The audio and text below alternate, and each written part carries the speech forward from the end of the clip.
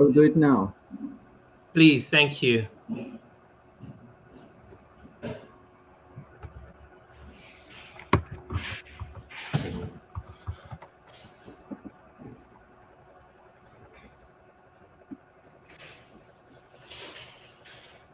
Please let me know if you're seeing it. Okay. Perfect. We can see it. Yeah. Okay. Shall I keep it there, or just when I am about to start, I bring it back? Okay, just 1 minute, and then you can start your presentation, please. Could you unshare your screen?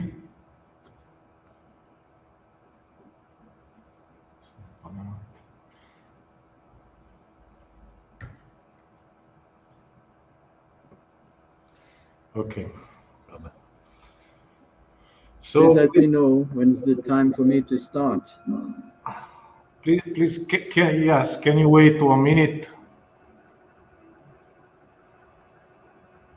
Mr. Da Silva, can you hear us? No, evidentemente no. Dario, can you hear us? Yes, I can hear you. Okay. Mr. Da Silva, please 1 minute. Please let me know when it's the time for me to start. Okay. Yes, okay. Thank you. Okay, let's start this session. This session is RES 2021 and is about processes, methods, and tools toward the resilient cities and cultural heritage prone to SODs and RODS disasters, where ROD and SOD, as you know, are rapid onset disasters, and SOD, slow onset disaster, as for example climate change in the case of SOD, and rapid onset disasters, that is landslide, earthquake, and floods, with a special focus on infrastructure, on the built environment that is considered as a network of streets, infrastructure, buildings, and the users involved in using these structures. Okay, just 2 tips. You have got 10 minutes for the presentation and 5 minutes for the question. So please stay in time. Thank you. And Mr. Da Silva, you can start. Dario, please, can you introduce Mr. Da Silva? Well, yes. Thank you, Alberico. Thank you, Elena. Nice to meet you. And it's my pleasure to introduce the contribution of Professor Da Silva and Lara, and who is titled Resilience of Urban Mobility Systems Combining Urban Subsystems and Threats with a System Dynamics Approach.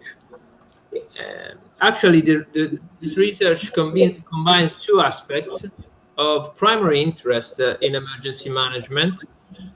Firstly, a focus on the resilience of the transport system, which is not only an infrastructure directly involved in disaster, but also function in support of the emergency management.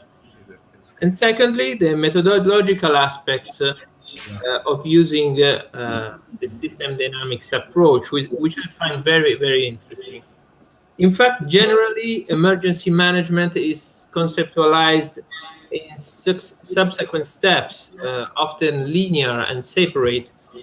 Things, for example, the disaster risk management cycle. And because of this, there is a risk of losing the dynamic complexity that evolves inside the system during this phenomenon. By contrast, I found that applying a system dynamics approach could really overcome this limitation, as it attempts to capture the dynamics and the dynamical changes that occur in this kind of situation. So, for me, it's a pleasure to introduce Professor Da Silva, and I leave the floor to you, Professor, for the presentation. Okay, thank you very much. You are already seeing my screen, correct? Yes. Yes, we can see it. Okay, and of course you can hear me, otherwise you would not answer my question. Well, good morning, everyone. This is, as Dario just told you, this is a paper about resilience of urban mobility. I'm Nelson. I have this very long name. Rodriguez da Silva is my family name, and this work was done together with Vanessa, who is a PhD student under my supervision at the University of São Paulo, Brazil. Uh, when we talk about resilience, one thing comes to mind is the fact that we have threats or shocks that we have to deal with. And of course, we have different threats and shocks. I selected a few images to refresh your memory or to remind you what kind of consequences and shocks we are talking about. This is an image of flooding. This is congestion. This is fuel shortage. And there's a very long line at the gas station to get fuel. And one thing that's evident from all these images is the fact that all these impacts are negative. And a lot of people, a lot of researchers are trying to understand this process and trying to somehow do something to minimize the impacts.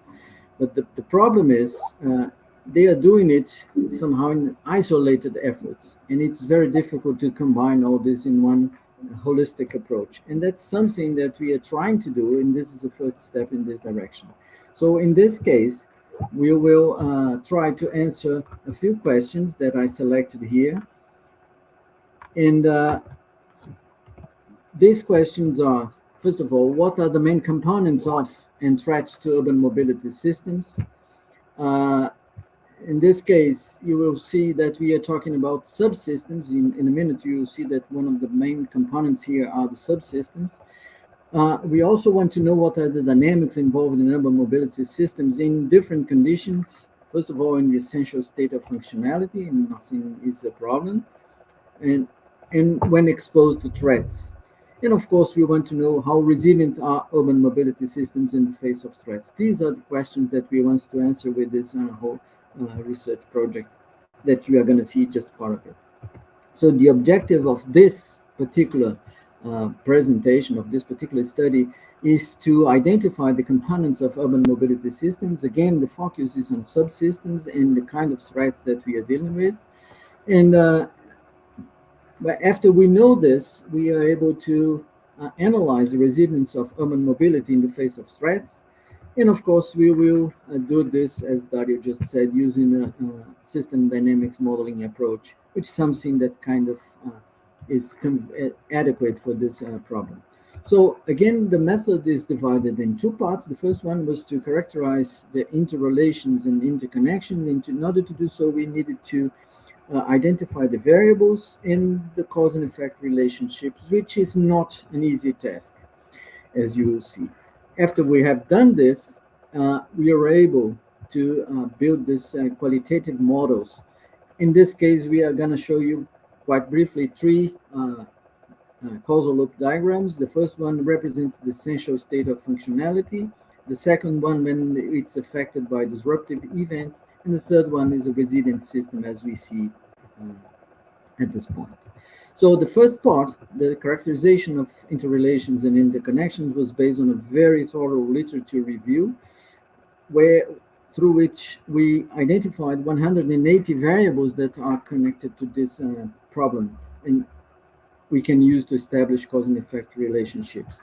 The problem is this is a very large number, and some of the variables are similar or strongly correlated. So we aggregated them and reduced them to a number of what was reasonable for this kind of a model.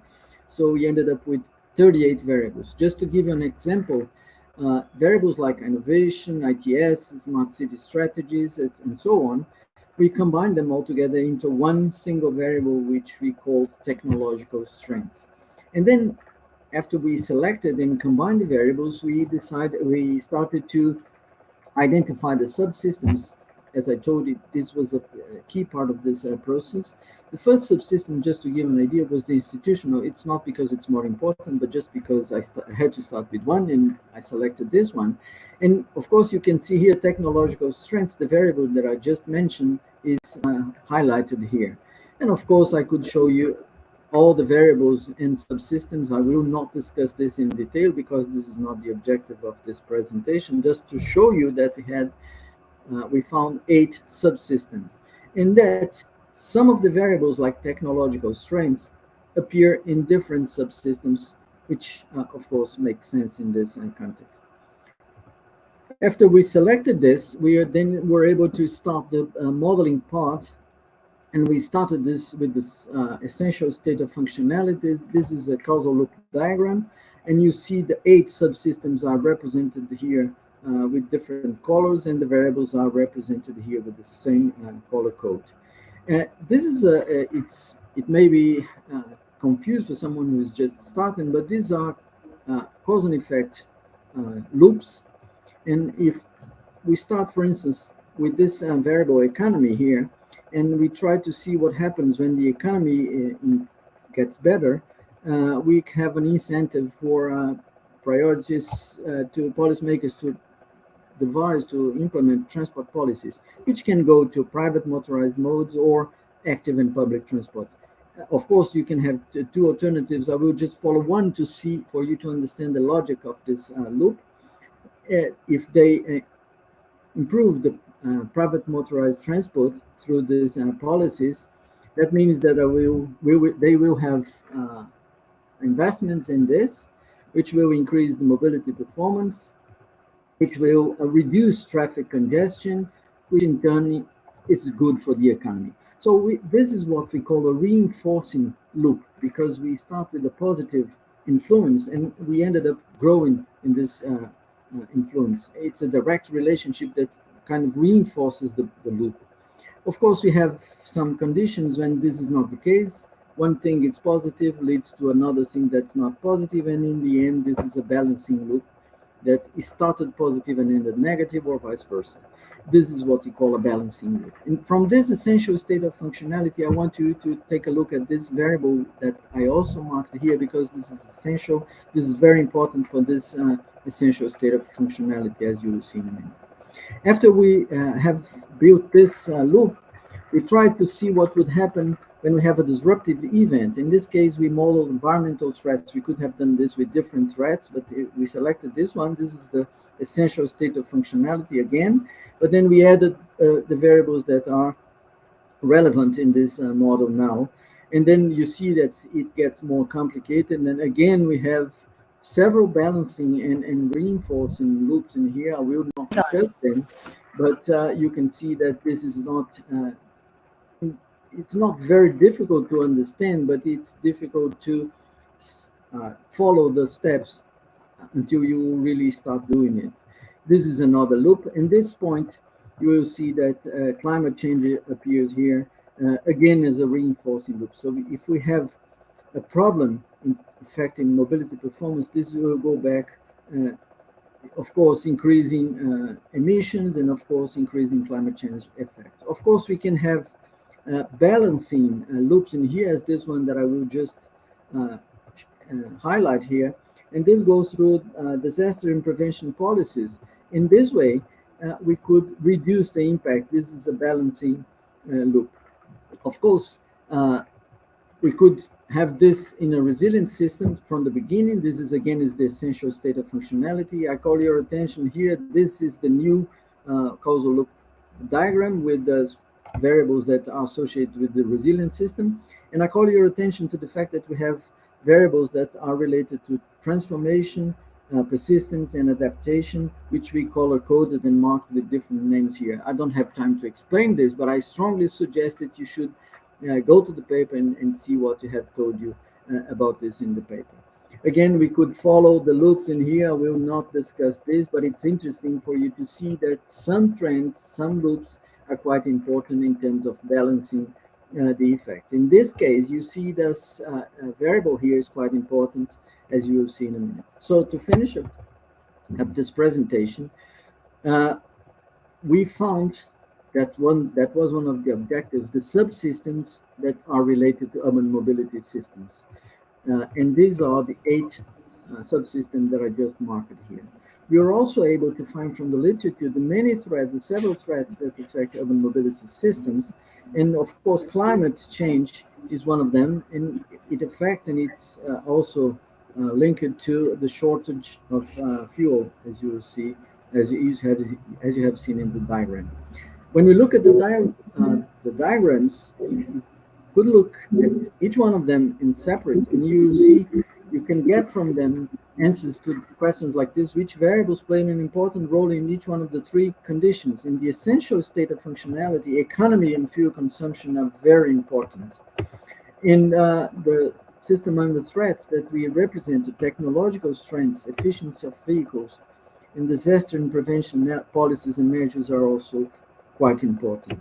And finally, in a resilient system, public awareness and willingness to change affect sustainable transport policies, which combined with disaster prevention policies and measures is able to mitigate the effects of shocks and threats.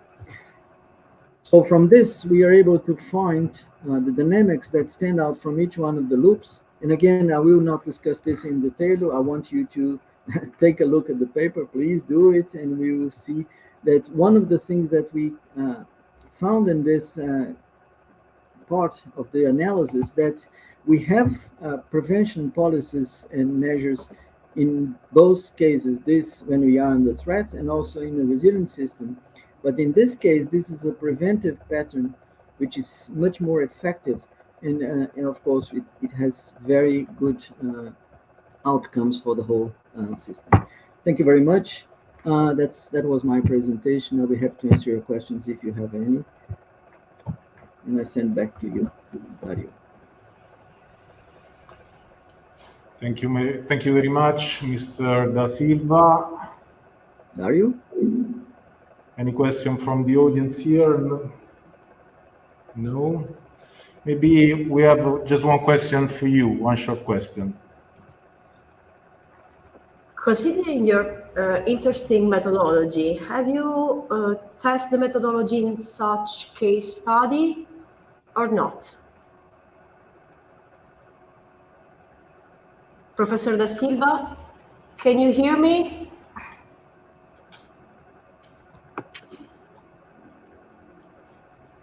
No, lui non riesce a sentire noi, riesce a sentire soltanto gli altri. Strano, se sente gli altri, sente anche noi. Lo so. Sorry, Professor Da Silva, can you hear us?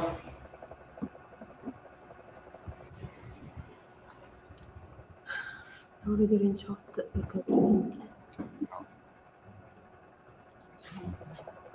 Che ho fatto? Noi. Vai sulla chat. Allora, vai prima sui 4 punti. No, sui 4 punti. Sì. Beh, ok, vai sulla chat. Ok.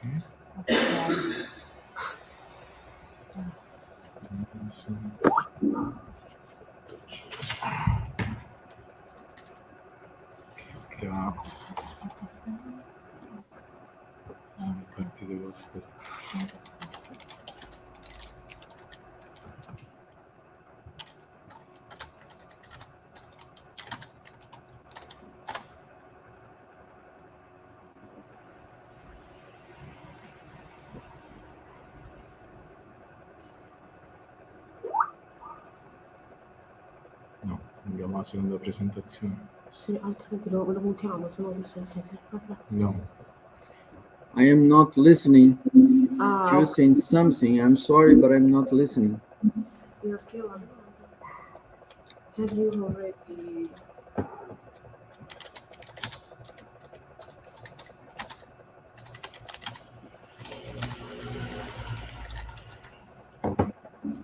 No. Have you already tested? Yeah, okay. I see that you are right in the question. Okay. I'm sorry, I'm not listening to you.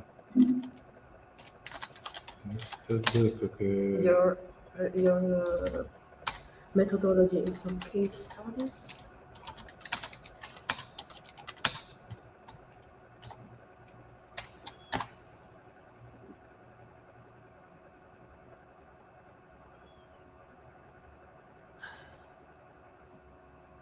Okay, I got the question here. Somebody's asking if we have tested the methods in some cases study.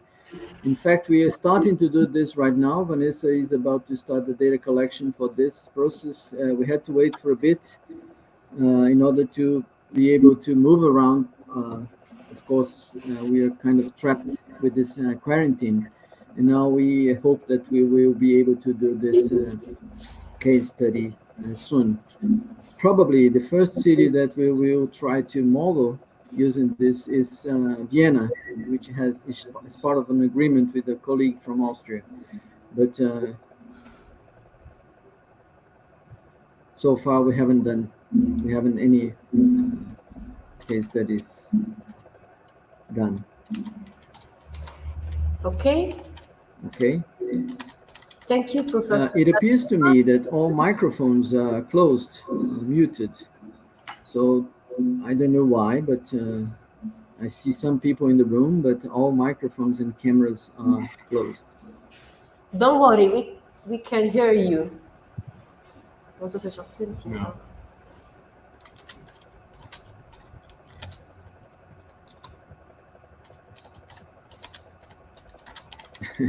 Okay, so if you write the questions, okay. Okay, thank you all. Okay. And I'm sorry that you cannot, that I cannot hear you, but unless you write the questions in the chat, I won't be able to answer. Mutare lui, come lo chiamo?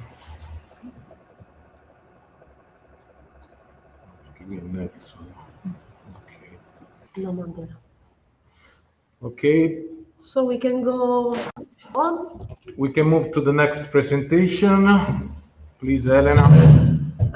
I don't know who is the presenter. Laura, Laura can Moreno. you hear us? Apri il microfono, scusa. Laura Moreno. Non sono.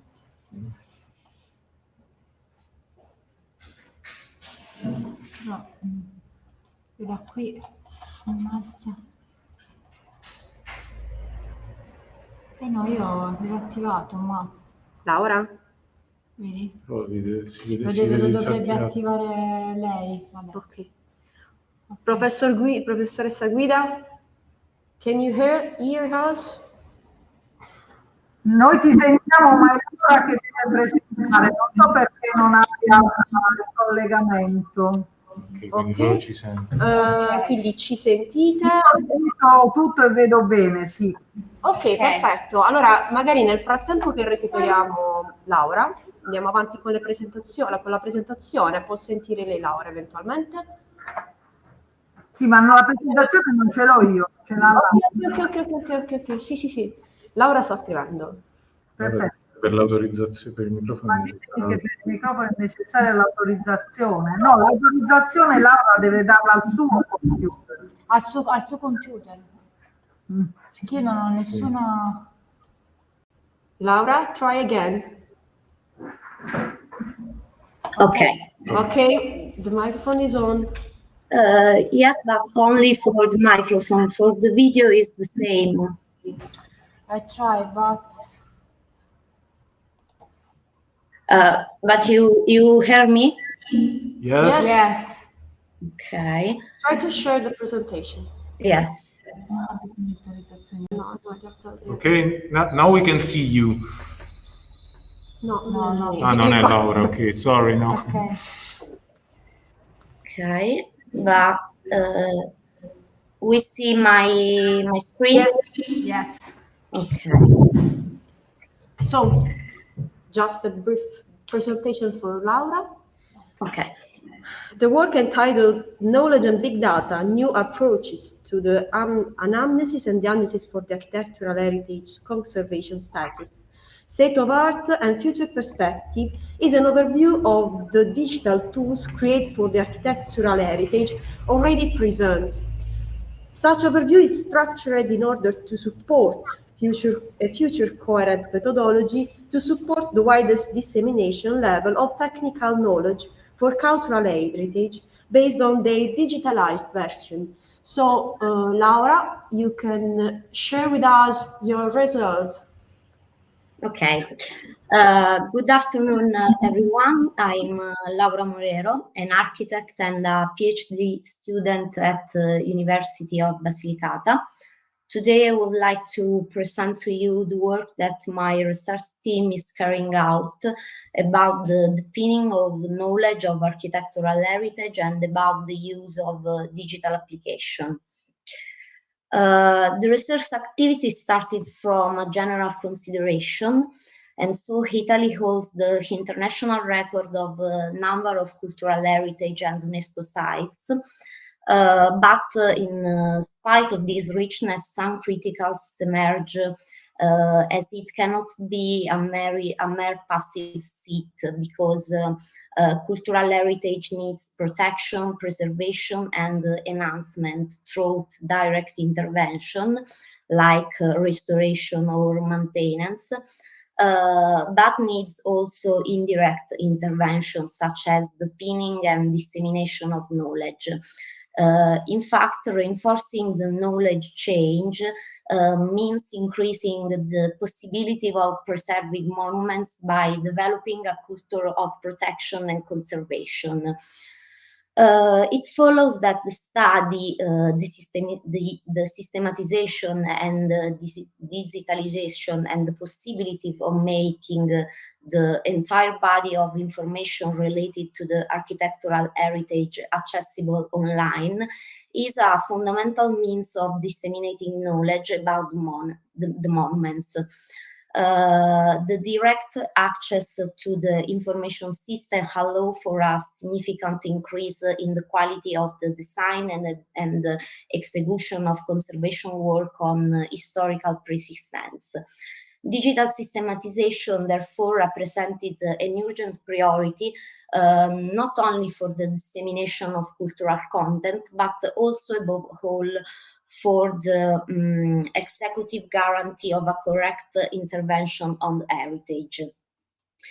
The research activity was therefore carried out by investigating the existing digital tools concerning the architectural heritage in order to obtain an international, national, and regional overview, and also about the association which operating in the field of interest.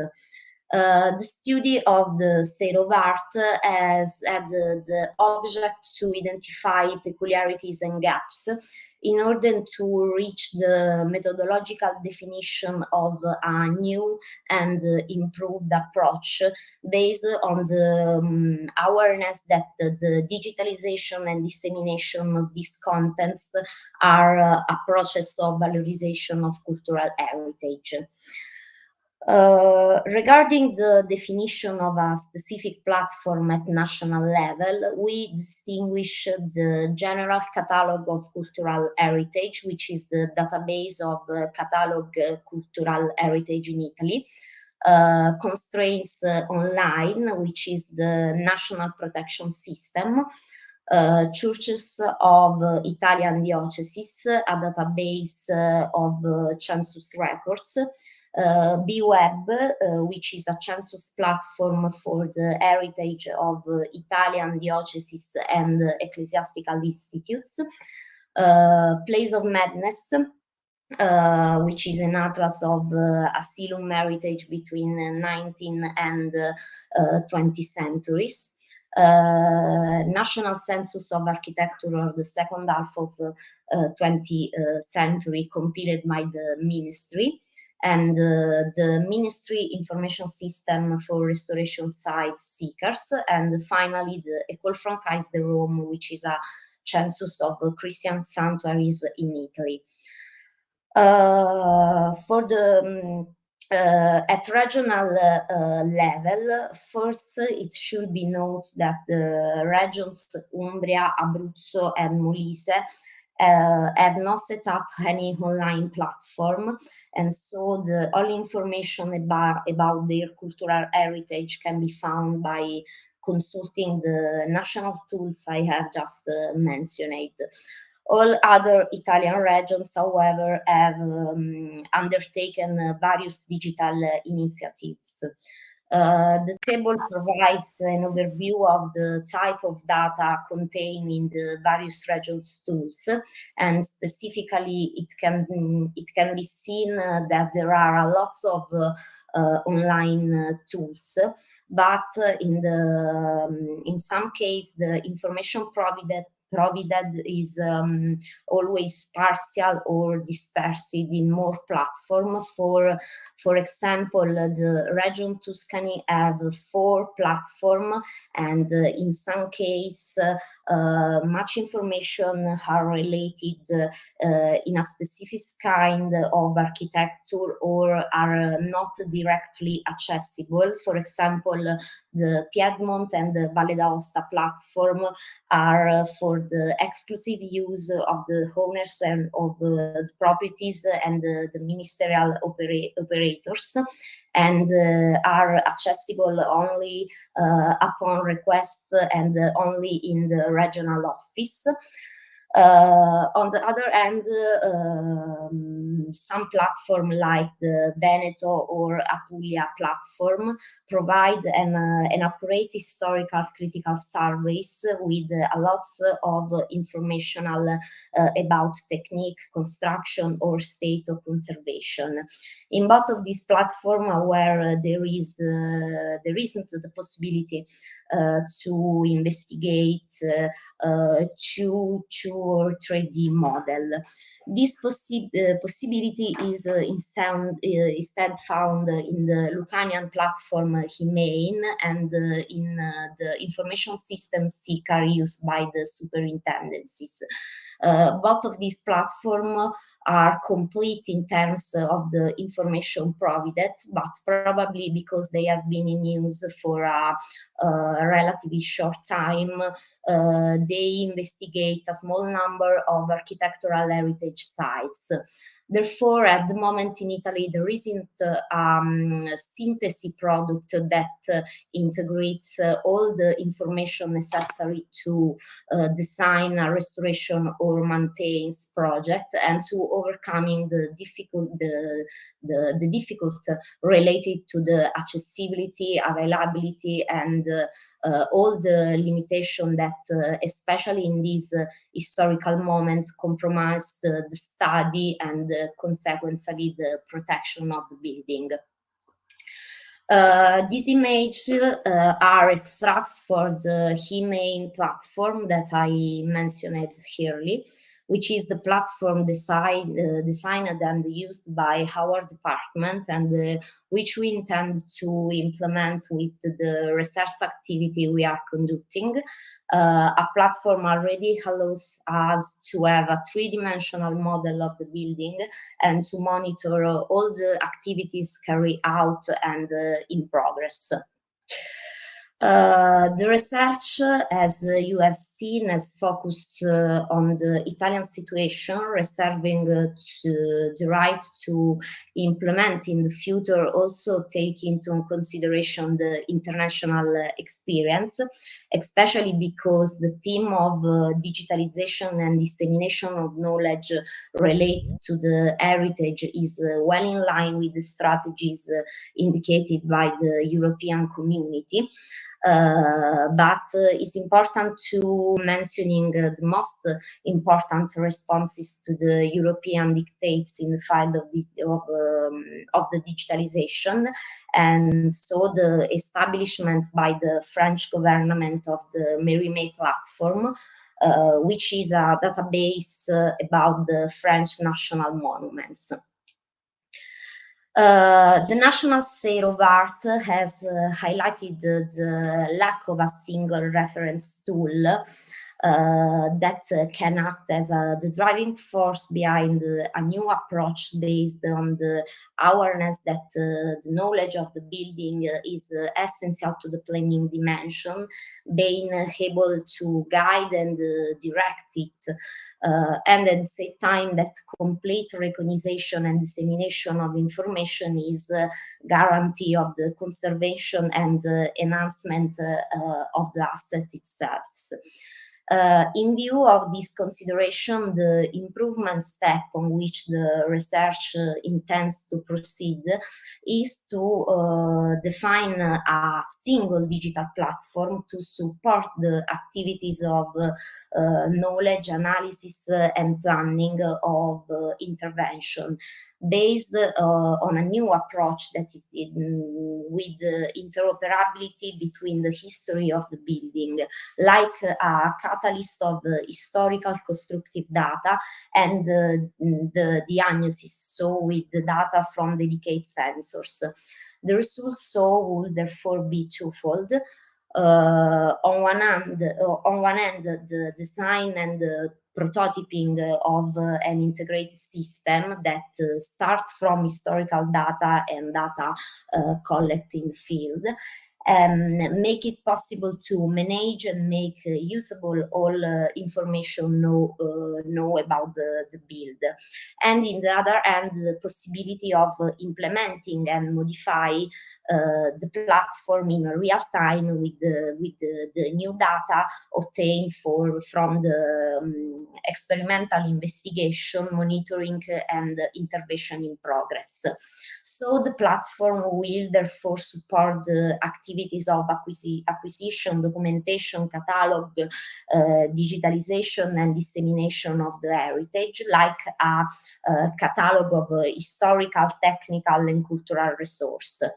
In particular, the technological platform make it possible to convey a different kind of data, and specifically the identification and the classification of architectural heritage mapped on a geographical basics in on all their components, so with general, historical, architectural, material, construction information, but also to archiving and management a lots of information with lots of documents like archive materials, photograph, drawings, models, and graphs.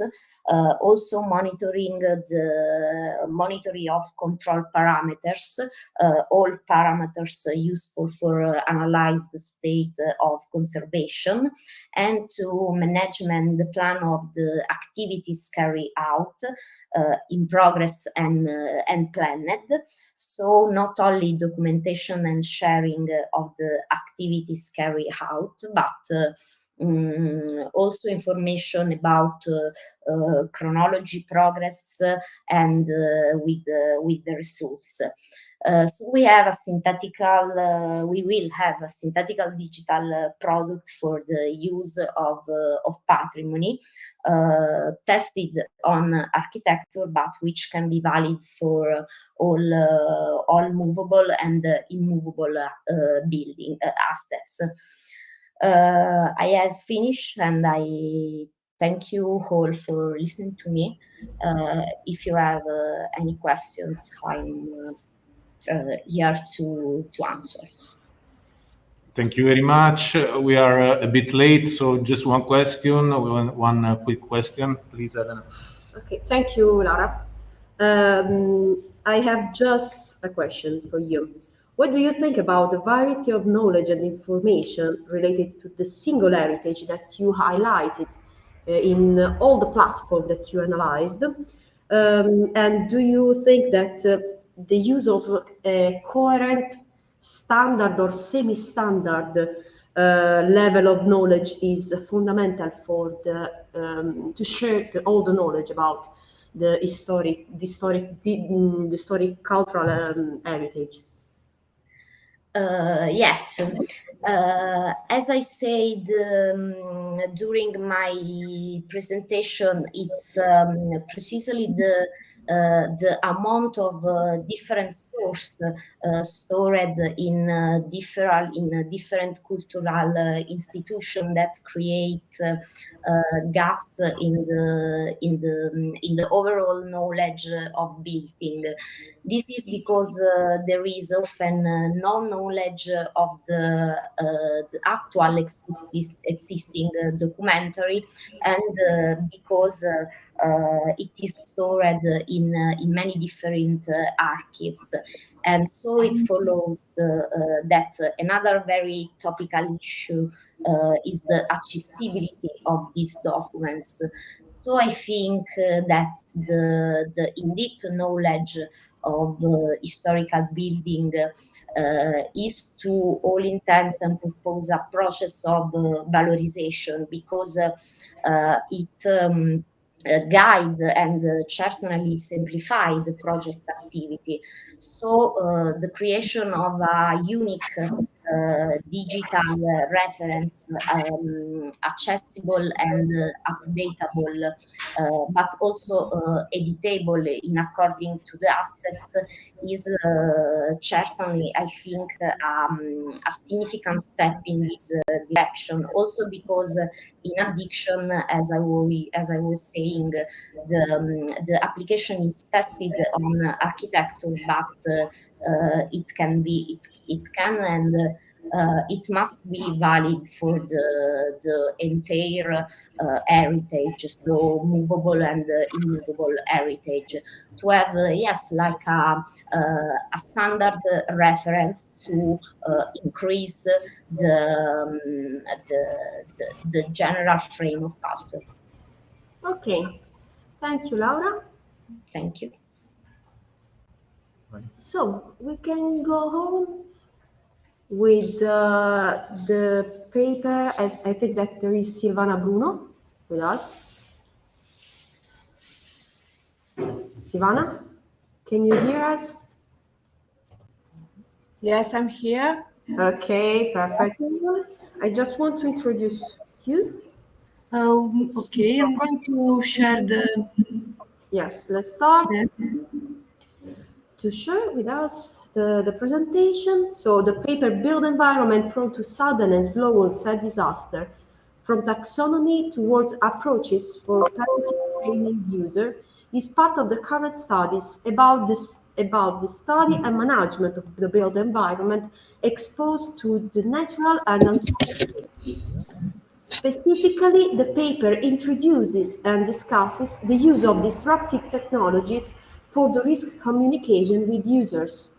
So, Silvana, you can start. Okay, thank you very much. Welcome. The built environment suffers extreme events categorized as sudden onset disasters and slow onset disasters. The occurrence of these natural anthropic events has forced modification to the built environment to enhance its resilience.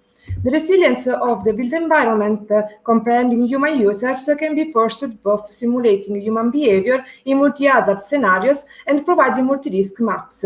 These are substantial for understanding which knowledge should be shared through training sessions to enhance urban resilience and human preparedness. This work has been under the BCQ project to answer to the above-mentioned challenges, and the objectives are developing methods, tools, and guidelines to assess the built environment resilience. The use of extensive BIM-based and smart models based on virtual and augmented reality will support the risk analysis and dissemination of suitable resilience solutions for expert and non-expert users, respectively. Effective training is achievable with tools able to widespread and consolidate this knowledge, reaching a wider audience. Disruptive technology have been investigating, which demonstrated high retention, self-efficacy, and involvement, rather than traditional training materials such as slides, paper, and video. Describing the virtual environment, it reproduces the reality after its acquisition or digital reconstruction through monitors and allows an immersive experience when navigated with visors. The VR aims to communicate and enhance as well manage shared data about single building, the system, or part of it. Virtual tours, this one, are smart and fast techniques because of the use of panoramic images, and building information modeling is an approach with the ability of computing parameters and for collaboration among persons. The baseline for training objectives is the reconstruction of the built environment to be recognized, represented, and characterized. The focus is on the open spaces, morphologically categorized into linear spaces, streets, and aerial spaces, squares, including humans. Such configuration influences the evacuation during a SWOT, since linear spaces act as rescue loads and aerial spaces as temporary outdoor getting areas. While this determines the exposure risk factor for slots, influencing solar radiation, natural ventilation, and pollutant concentration. Shapes as aerial space, tending to quadrangular or circular spaces guarantee the same proximity to escape routes, and the central point may be the safest place in case of fronts overturning due to earthquakes. Contrary, aerial spaces favor intense and direct solar radiation. The table summarizes all the built environment parameters, some examples.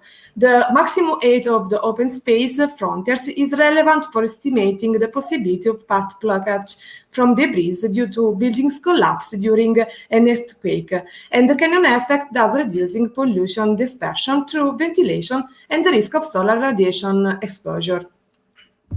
The characteristic of use of the open space and the function of the facing buildings provide the exposure risk factor of both earthquakes and terrorism by determining the number of users and the potential crowding condition over the time, which may increase disasters casualties.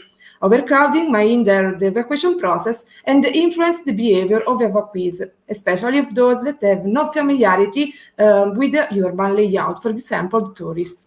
Buildings of political, religious, or cultural value, like, for example, churches, and specific uses of outdoor space, like nocturnal attraction for young people, suggest the evaluation of exposed value, since they represent sensitive targets for terroristic attacks.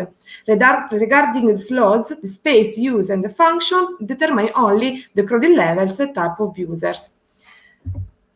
The characteristic of the environment where the open space is located contribute to the definition of the hazard, for example, for slots, according to the climate zone. The hierarchical decomposition of the built environment can be reconstructed with the reality capture techniques, BIM and 3D GIS approach, and navigated in VR or IR. The virtual training can be implemented in several modalities, but the first objective is to structure an effective tool with reconstruction of the built environment with different accessibility and fruition modes of the digital reality. The training material should be prone to web publication in order to reach the goal of widespread pervasive training for expert and non-expert users. The virtual tours are made of spherical photos or videos with real colors linked with switches, augmented with the external media in several common use formats. Nevertheless, virtual tour can comprehend also panoramas supported by 3D models, like, for example, CAD or BIM. BIM models themselves can be navigated in VR, sometimes with the opportunity to carry parameters. The transition from architecture to urban scale is supported by 3D GIS models, interoperable with BIM mapping the FC into CityUML standards. The use of reality capture outputs, like, for example, the point cloud, in 3D city models increases the recognition of each built environment element due to a higher accuracy. Two typologies of workflow for virtual training can be defined, BIM-centric and VR-centric, where virtual tools are used, comprehending digitalized paper documents, video and web pages, 3D models, and assessment outcomes, such as risk maps and evacuation simulations. The selection of the methodological workflow for pervasive training is guided by the comparison of available tools and methods with the SWOT analysis in terms of required economic, hardware and software, and human resources. The VR-centric workflow, based on virtual tours, demonstrated advantages in representation and usability via interrelated data sources, built on the top of a reality-based, comprehensive, and rapid reconstruction of the built environment through spherical panorama or video. The most effective potentiality of VR-centric regard the involvement of users with low expertise in software usage, lightweight output file, easy of widespread, and reduced cost for acquiring software and user software training. Virtual tours show efficiencies and low time cost in updating the built environment parameters modifiable over time against BIM and GIS application. And this can be very useful for public administration called to manage pervasive training tools. On the other hand, BIM-centric workflow allows a parametric modeling, but the built environment environment reconstruction can be very labor intensive because of the element by element modeling and expensive in terms of human resources and software and hardware. BIM can be effective if it is selected for specific simulation and assessment, such as human behavior modeling, risk indices, and map. In this situation, the BIM deliverable identified as training material can be easily added to the virtual tour. For macro-scale representation, 3D models via web are configured as a powerful tool for the management and integration of multidisciplinary data. For example, also digital models of the built environment and virtual tour as a web-based tool, but also BIM models when they are being created for specialist analysis of risk assessment. The WAR-centric approach has been selected for pervasive training to enhance the awareness of the built environment and elements introduced for risk assessment. In this workflow, 3 levels of representation have been defined. The virtual tour creates with a spherical photo, reality-based or model-based. The lower A can make immediately viewable the physical appearance with scenes interlinked by a shift hotspot. Each element of the frontier and the content of the open space, such as, for example, the special buildings or green, is easily recognized. The perception of the morphological configuration of the open space, if it is linear or aerial, is guaranteed by adding the hotspot plans, the lower B, as they add to the drawings and follow the user movements. The third level of representation C consists of inserting hotspot to dynamically show additional detailed information. The external data to be shared and communicated can be derived from different sources and exchanged in different file formats, for example, PDF, URL, videos, pictures, audio media, to describe the built environment feature, such as morphological configuration, dimensions, structural time, and so on. The BIM, when employed for risk assessment, can be integrated in each level of representation. This one, for example, as spherical photos, entire BIM models such as OBJ and FBX are published via web and video exporting from simulation. The pervasive character of this virtual environment is ensured by its sharing and use of tag and QR code in the real world and can be navigated on display or headset. The pervasive training is web-based in order to have the possibility to navigate virtual tours containing guidelines and procedures useful to support public administration, the risk management, and widely enhance the preparedness of users with self-training. The three-dimensional reconstruction of the real environment provides a higher analysis and perception, obtaining detailed information, staying away from the site. BIM and GIS are employed to produce and edit contents that describe the built environment with parametric modeling, while virtual tours work as an easy-to-use and easy-to-update platform. Two levels of training workflow have been identified for the enhancement of a resilient built environment, one for risk management for experts, and the other one to reach a wider group of non-expert users.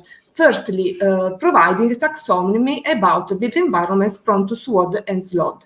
WAR-based workflow is suitable for pervasive training due to capacity of communication and dissemination in a friendly and accurate manner, based on a representative built environment as it is seen by humans with reliable spherical photos that collect also selected deliverable of simulation and analysis.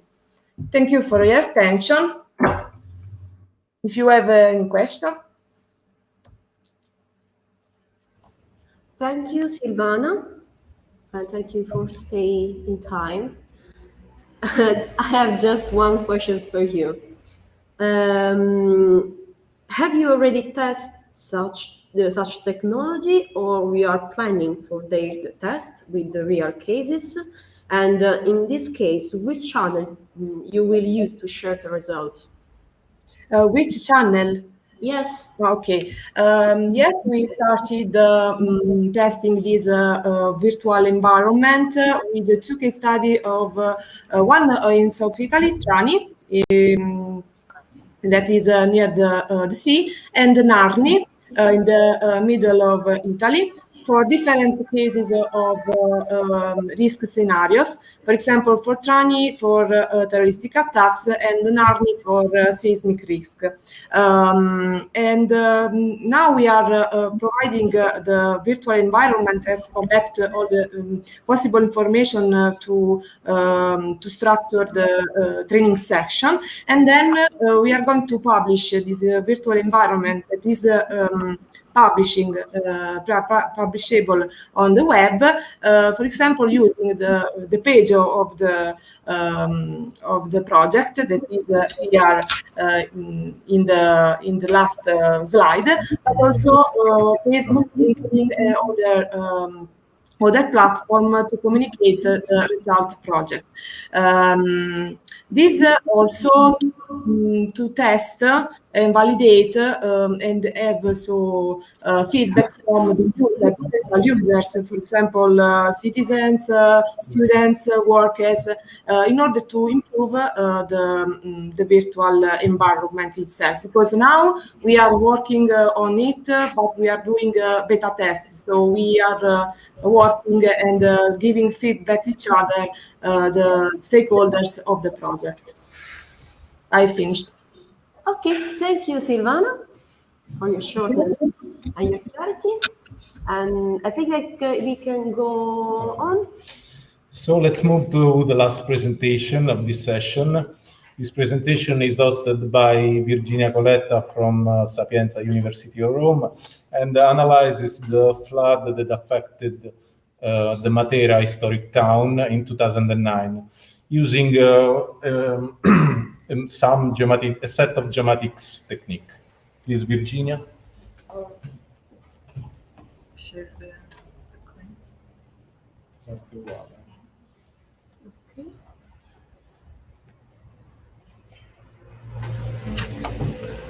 Okay. Hi, I'm Virginia Coletta, and I'm a PhD of University of Rome La Sapienza. We did a multi-instrumental analysis of the flooding events that occurred in Matera on November 2019, with the aim of assessing the importance of these meteorological events. The city of Matera is located near the Ionian coast in the northeastern corner of the Basilicata region. In the 1993, entered in the list of UNESCO World Heritage and have a very particular morphology. In fact, the city develops vertically on the two natural amphitheaters of Sasso Capeoso and Sasso Badrisano, with the Civita in the center. We decided to do a multi-instrumental analysis comparing meteorological recorder and geomatic analysis. We foresee the flooding on the soil. We use satellite images captured by Sentinel-1 and calibrated with DTM and a water waves model. For the atmospheric analysis, we do a characterization of the synaptic condition and a meteorological dataset comparison with the GNSS, Global Navigation Satellite System, ERA5 analysis provided by Copernicus, and rain gauge provided by Civil Protection. To characterize the synoptic condition, we use the SEMWF operational analysis at midnight of the flooding day, that is 12th November of 2019. In the first map on the left side, we can see that there is a low pressure over the southern Tyrrhenian Sea. With this baric situation, winds are advected from the Ionian Sea towards Calabria and Basilicata regions, bringing warm and unstable air masses over the southern Italy. This is shown by the equivalent potential temperature that is larger than 330 Kelvin over the Ionian Sea. Also, the surface winds in this sector are sustained, being larger than 20 meters per second. In the second map, on the right side, we can see that at 500 hectopascal, it is apparent a deep wave through extending from polar latitude toward the central Mediterranean Sea. The through developed a cutoff downwind that determines a different flow over southern Italy, which favors the sustainment of convection. An important ingredient of Matera that there is an atmospheric river of large water vapor values affected from the tropical latitude to central Mediterranean Sea, in particular to Calabria and Basilicata. So the meteorological analysis of Matera case shows that the events occurred in a favorable synoptic environment. The second, the other analysis of atmosphere, we do a comparison from GNSS data and meteorological data. We take the tropospheric delay of GNSS navigational message. In particular, we consider the ZTD, that is the zenith total delay parameter, and the PWV, that is the potential water vapor. We consider 11 receivers around Matera, and we take off the ZTD parameter. The graph shows that the dataset is consistent. In fact, the maximum peak of the ZTD is the day of the flooding, that is the 12th of November. In the second graph, we do just a local analysis, considering just the Matera receiver inside Matera, and we comparing with the rain gauge near Matera provided by civil protection. Also, in this case, we see a very good comparison from two datasets. In fact, the peak is the day of 12th of November, have the same, more or less, millimeter of rain. In this analysis, we understand also the hour of the flooding events, that is the 7 AM. The last analysis is a comparison with ERA 5 reanalysis provided by Copernicus. In particular, we considered just the TCW, that is total column water vapor, at the time of the event, the 7 AM. Also, in this case, there is a very good consistency. In fact, in the first map is on the left side, it's possible to see that the maximum peak of this data is in the same hour of the GNSS and rain gauge. Finally, we want to understand how often in this day the RFA total column water vapor exceeded the 19th percentile compute on 3 years. In the map, we can see that over Matera, these values is exceeded for 10 times. So the events is out of ordinary. For see the flooding areas, we considered the difference from the image taken before and after the flooding over Matera by the Sentinel-1 satellite. This type of satellite is a synthetic aperture radar satellite, so can provide image in every situation of weather and for all day. The ground resolution is 10 meters, and for calibrate these images, we considered also a DTM and a GRS global surface water dataset, which indicates area covered by water for more than 10 months per year. The difference shows the flooding area that can is possible to see in the left map, in the right map in blue, and analyzing this image is we understand that the water accumulation is inside the Murgia National Park and not inside the Center Historical of Matera.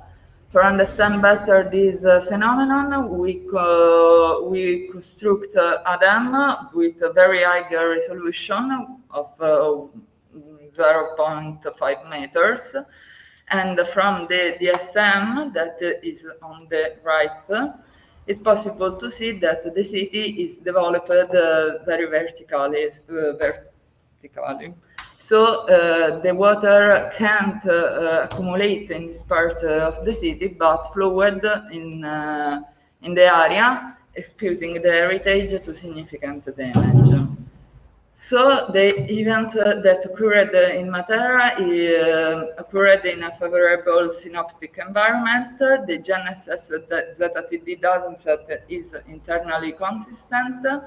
The direct comparison made on a weekly GNSS PWV dataset with data recorded by rain gauge shows a very good consistency. Calculating the accidents of the 19th percentile over 3 years revealed that the events had the characteristics out of the ordinary, and the satellite imagery showed that the most polluted area are in the northwestern part of the city, in the Murgia National Park, while in the historical part of the city, the water flowed quickly, damaging the present heritage.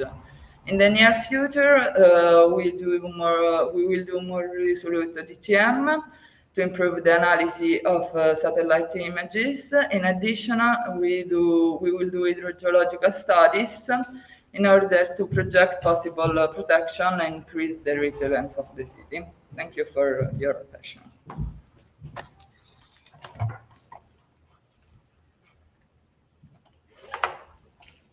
Thank you very much, Virginia. Sorry, Mrs. Bruno, could you unshare your screen? Scrivi a Silvana. Non puoi chiudere No. lo vuoi levare te?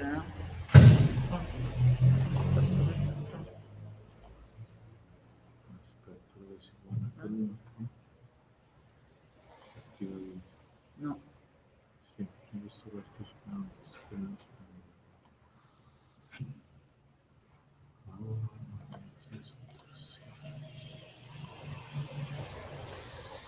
Thank you very much, Virginia. And yes, just two questions for you, two curiosity.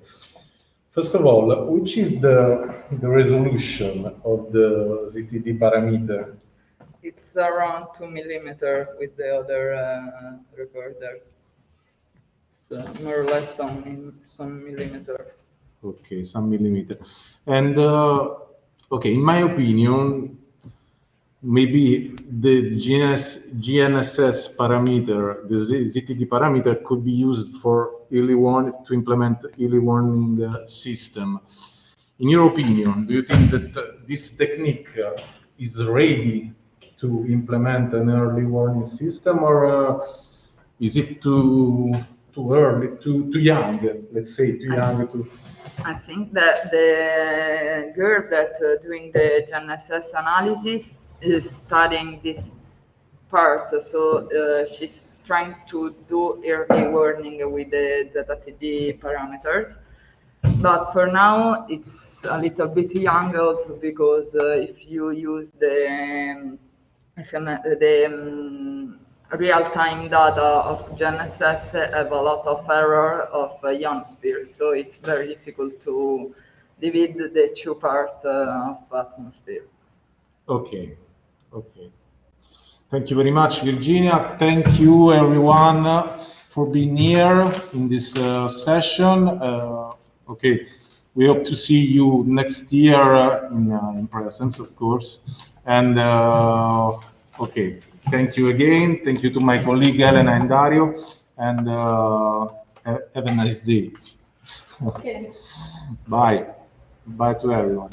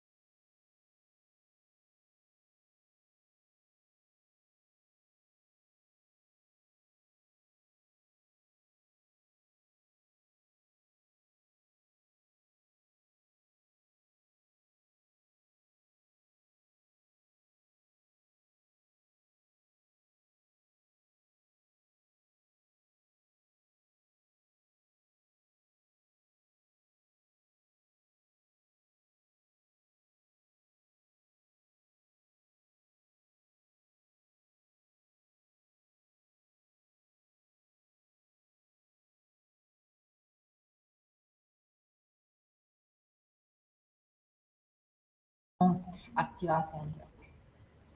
Okay.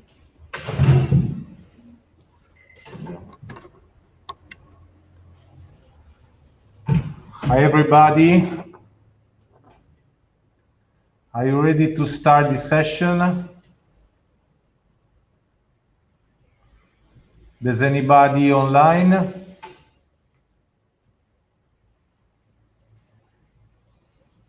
There's somebody online? No, nobody. Nobody. Ma sono attivi i microfoni degli altri? Sì. Cioè dipende da loro, non dobbiamo fare niente. Cioè,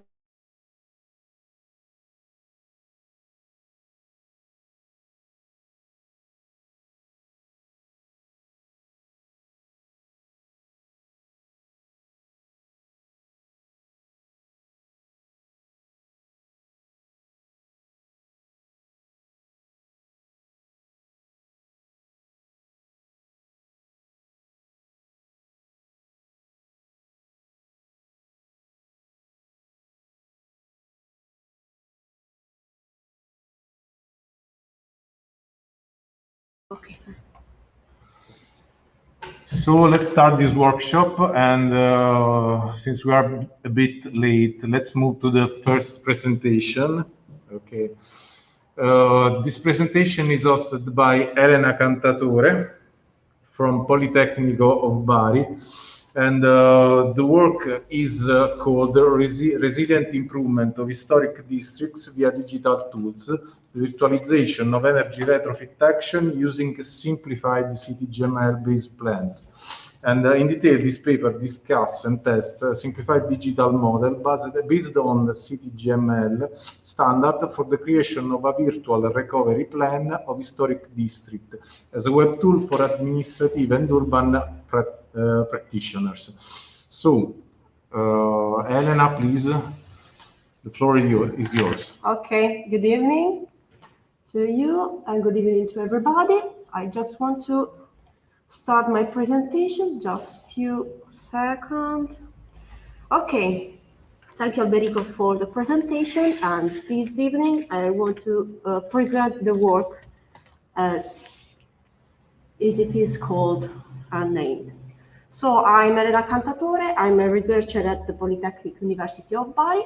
And today I introduce my work that takes the basis on the unpredictability of the climate change that is currently one of the paramount challenges in scientific and technical studies to assess preventive action to extreme events. However, the measured effect on the city underline the necessity to transform and manage the urban built environment, increasing its resilience, following the process that I summarized in the below. When we talk about historic district as a part of the landscape heritage, the recovery process and the choice of solution for their management is the solution is the balance between the necessity to solve requirement and the necessity to preserve cultural and historic values. So when we talk about the traditional process for the selection of mitigation adaptation solution for climate change for such historic district, the methodology should focus on the complexity and multiple real cases to assess derived from the historic process of creation and transformation, and for the specific technical character related to the genius loci experience that is usually recognized as inherent qualities and adaptation and the so-called bioclimatic feature. In previous study, we already present the analysis work that assessed the analysis and so the selection of solution for the climate change effect on historic district that is based on an energy resilient retrofit methodologies that consider the adaptive capacity of the traditional built environment to cope with external stress derived by the climate change and the inherent capacity to be transformed, relating construction technique, the state of maintenance, and the energy performance criticalities that should be recognized. Both are related to the use of the building type that are recognized as recurrent combination of construction technique, materials, uses, and morphotypology of buildings in order to identify a limited set of number of mueri, identified as minimum unit of energy resident intervention, to which a specific level of priorities and selected solution of intervention are identified and associated to each mueri. Currently, the increasing significance on the climate neutrality and the smart city highlight for the urban digital model as the current instrument in supporting the interdisciplinary studies, the opportunity to share solutions and strategies to contribute to the dissemination of technical and scientific studies with the administrative sector and to manage such solution, and finally to share some best practice and guidelines with the local technician. In that sense, the urban digital model is one of the chance to apply some experience on the climate change and on the urban built environment, and specifically also for the historic district. As we said, today the CityGML standard is one of the most used standard, and it is an open data model based on the XML file, which aim at model, storage, and exchange the virtual and semantic 3D models and all the related information. The use of standard, in this case, of standard feature and characters at the basis of CityGML is fundamental for to support the coherent exchange of information between all the sectors involved in the analysis. So what is the aim of this work? The work aims at discuss and test a simplified digital model based on the CityGML standard for the creation of a virtual recovery plan of historic district, start from the previous result in assessing and promoting transformation in traditional building stock. With the 3 points of discussion: analyze the structured information required for the management of solution as previously discussed for the method, test the potentialities of CityGML standard for the collected knowledge, and finally the creation of an interactive web service to facilitate administrative sector in managing transformation processes and share best practice with the practitioner as last end users. The method that is here simplified and summarized is structured with 3 main phases. The first phase is the processing and translating data, where all the data previously stored in a simply GIS database are organized and referred to their prevalent meaning in terms of classes, then codified and tested according to the CityGML standard. This phase includes the model validation that allow to verify the coherence between geometric and semantic data. And finally, near to the geometric and pure semantic data, also specific and special semantic properties are introduced in order to prepare the management of transformation, so the share of guideline and system of solution. The second phase is the storage of structured data in a carryable and editable database with conditional accesses, and to create the database, the structure is prepared for the management of data among the final user using the 3D City database. Finally, the third phase is the visualization of data in the front-end web page. The web service here is based on the 3D City database web map client, where the model and the database is shared and queryable, relating all the cadastral information of single building to all the semantic information, while the final accessibility of practitioner is allowed by specific pre-authorized accesses, and the content are shared with by means of Google Sheet and PDF. After the methodology is is tested with the specific application to a case study, specifically the historic district of Morfetta, a city located in the Puglia region, south of Italy, that have already tested for the resilient methodology and is chosen for this case to share the result and guideline that are currently discussed. Here I share with you some of previous results and which are the problem that we had highlighted in the previous work in order to show the coherence with the CTGML standard and the problem of the standardization.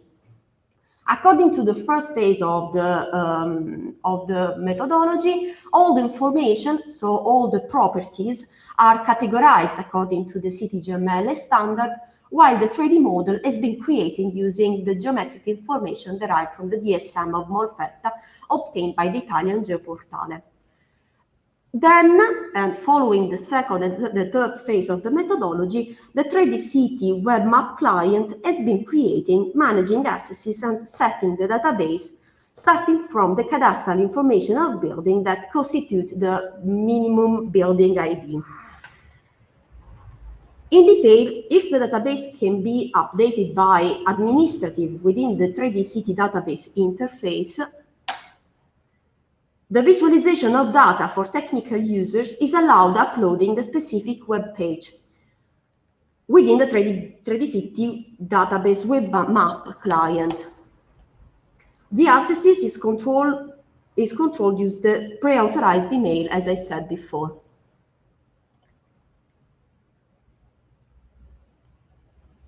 Okay. When the model is updated, every single building can be searched using its cadastral ID within the specific search bar, while the building is identified in the district and all the related information can be visualized in the pop-up window. Specifically, for each of them, specific evidence for their transformation are identified and summarized in the action leak datasheet, as you can see here, where the first level of information for intervention are provided. The second level of information is included in the Mueri datasheet, where transformation actions are shared, okay, like this, where the transformation actions are shared as a set of compatible solutions considering technique and material for practitioner. Okay. Concluding this work is part of the structured application of digitalized model for the ACO, aiming at support the management of data for historic district with a specific application to energy resilience plan by means of CTGML potentialities. The methodology and its application highlighted the interdisciplinarity of the issues, but in that frame, if the technical and scientific opportunity for the use of digital models is quite obvious, the accessibility of data and knowledge in digitalized version is also a paramount challenge in this pandemic period, when the telematic opportunity of exchange and sometimes also to our change behavior may suffer the traditional inaccessibility and slowness of information. Thank you for the attention.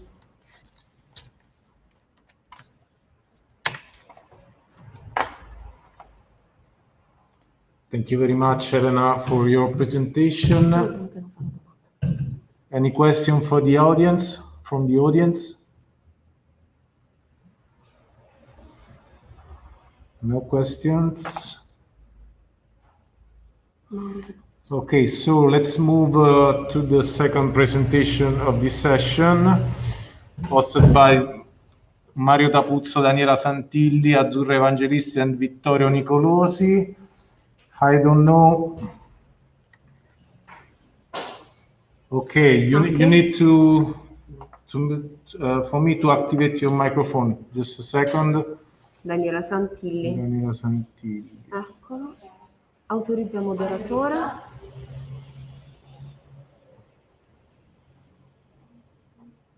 Okay, Daniela. Okay, Daniela, can you try? Can you check the microphone? Turn on your microphone, Daniela. Please, Daniela, can you turn on your microphone?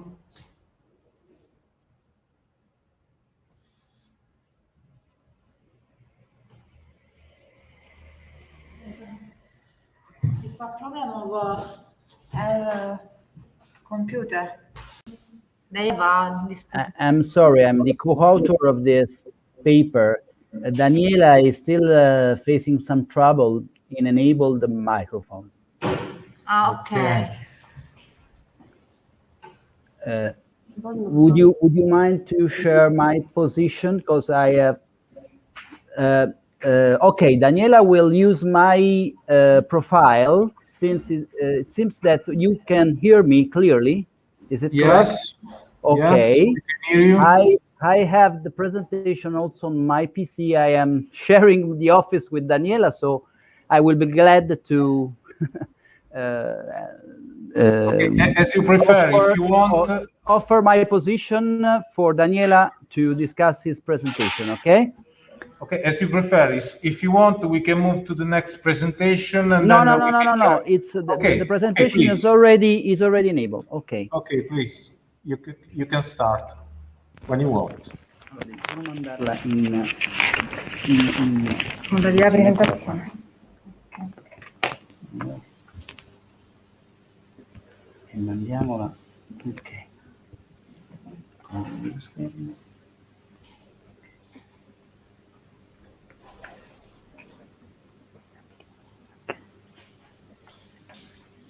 Okay, can you hear me? Yes. Okay, thanks for all. Allora, good afternoon, everyone. I'm Daniela Santilli, and I'm a PhD at University of Cassino in Southern Lazio. I will present the work entitled Some Remarks of Soft Mobility, a New Engineered Approach to the Cycling Infrastructure Design. Before starting, I want to thank my co-author, Professors Mauro D'Apuzzo and Vittorio Nicolosi, and the engineer Azzurra Evangelisti. I will start with a brief introduction. Then I will describe a type of cycling path layout, the SARCI, starting from the estimation of cycling flow. Knowing the flow and the characteristics of the route, we have suggested a benefit-cost analysis. This is useful to help the administrator choose the type of work to be built. Worldwide, countries are striving to organize transport network by promoting a new form of mobility that is sustainable and healthy for citizens, the object that the Europe intends to achieve by 2050. To make cities innovative, connected, but at the same time sustainable, technology can be used to control and save energy, as well as to optimize mobility and safety solutions. To do this, it is essential to make the transport service efficient by focusing on multimodality. Therefore, tailor-made offer must be developed including various ways, such as public transport, shared car and bicycles, electric scooter, taxi, and more, which are visible and bookable via the app. This allows to maximize resources and time by combining the different available means. Despite the idea of moving toward multimodal transport, most European countries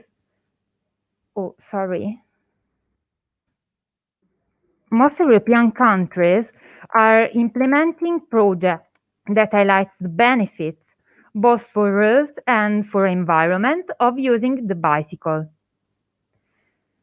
Despite the different legal definition and terminology used in European countries, it is possible to identify the most common cycling structure: total sharing of road space, visual separation, and physical separation. Total sharing of road space between a cycle and vehicular traffic. This is usually a one-way lane, but there may be situations where the bicycle can travel in the opposite direction, for example, in zone 30. Visual separation, in which the space intended for bicycle is an integral part of carriageway, and it is highlighted only with horizontal sign.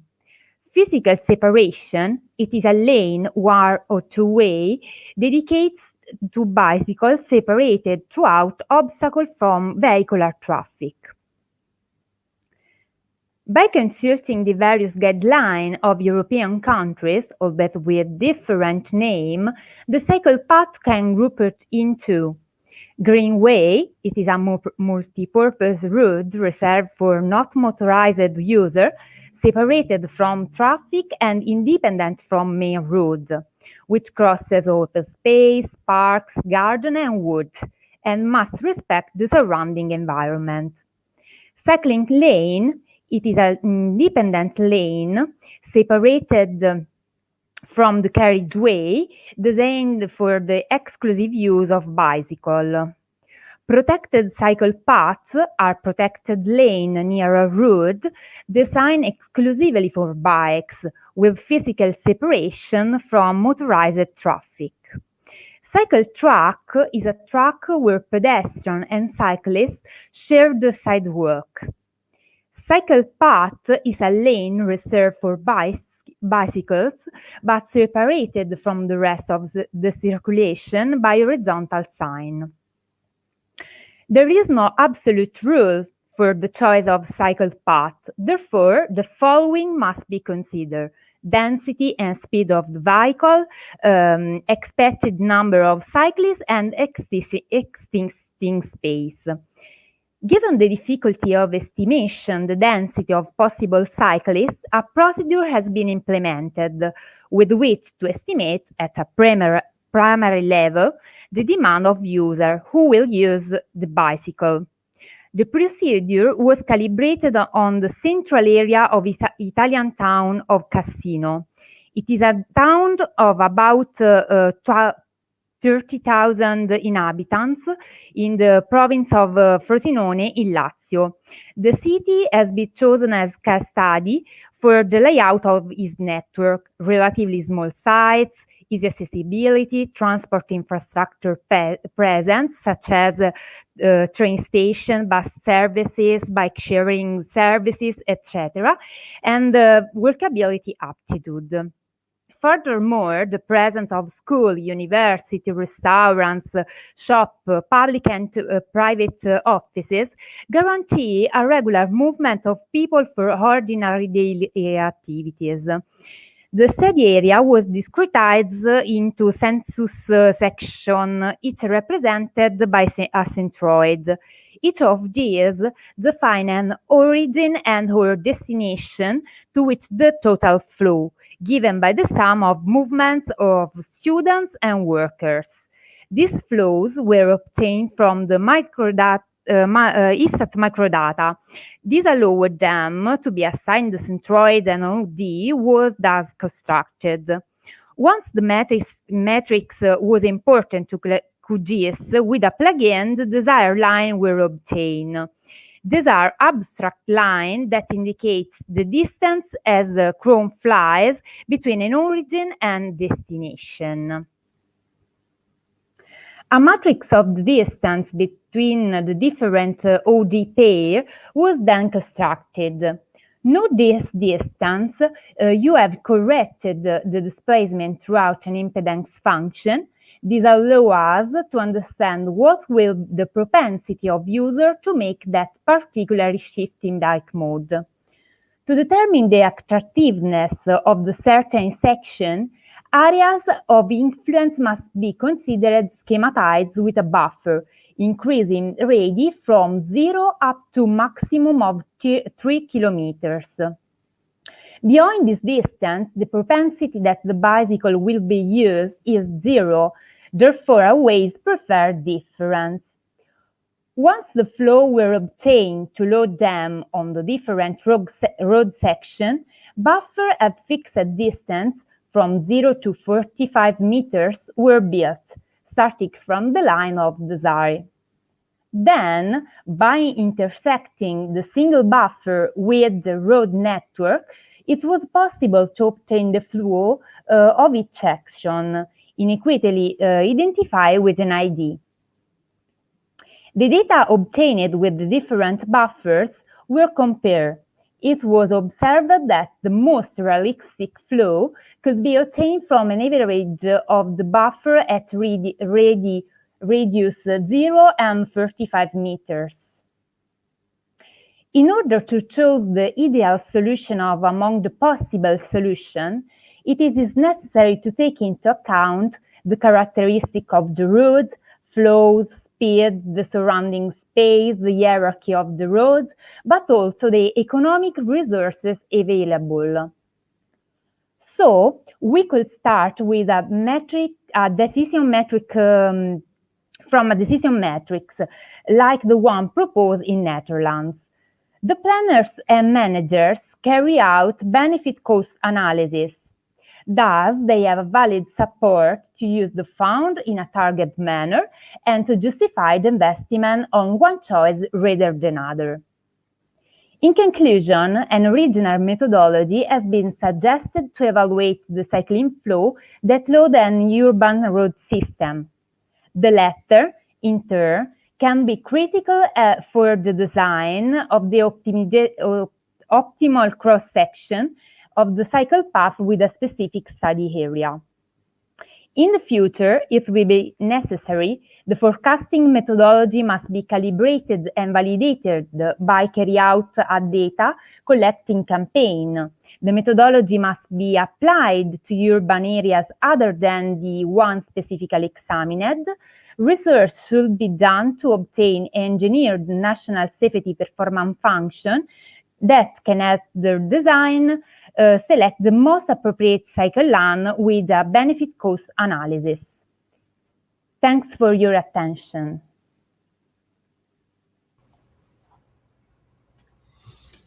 Okay, Daniela, thank you very much for your presentation. Unfortunately, we don't have time for questions. We are very, very late. So let's move to the next presentation, hosted by by Francesca Coppola and Isidoro Fasolino. So the floor is yours. Are you online? Yes. Okay, I share my screen. Yes.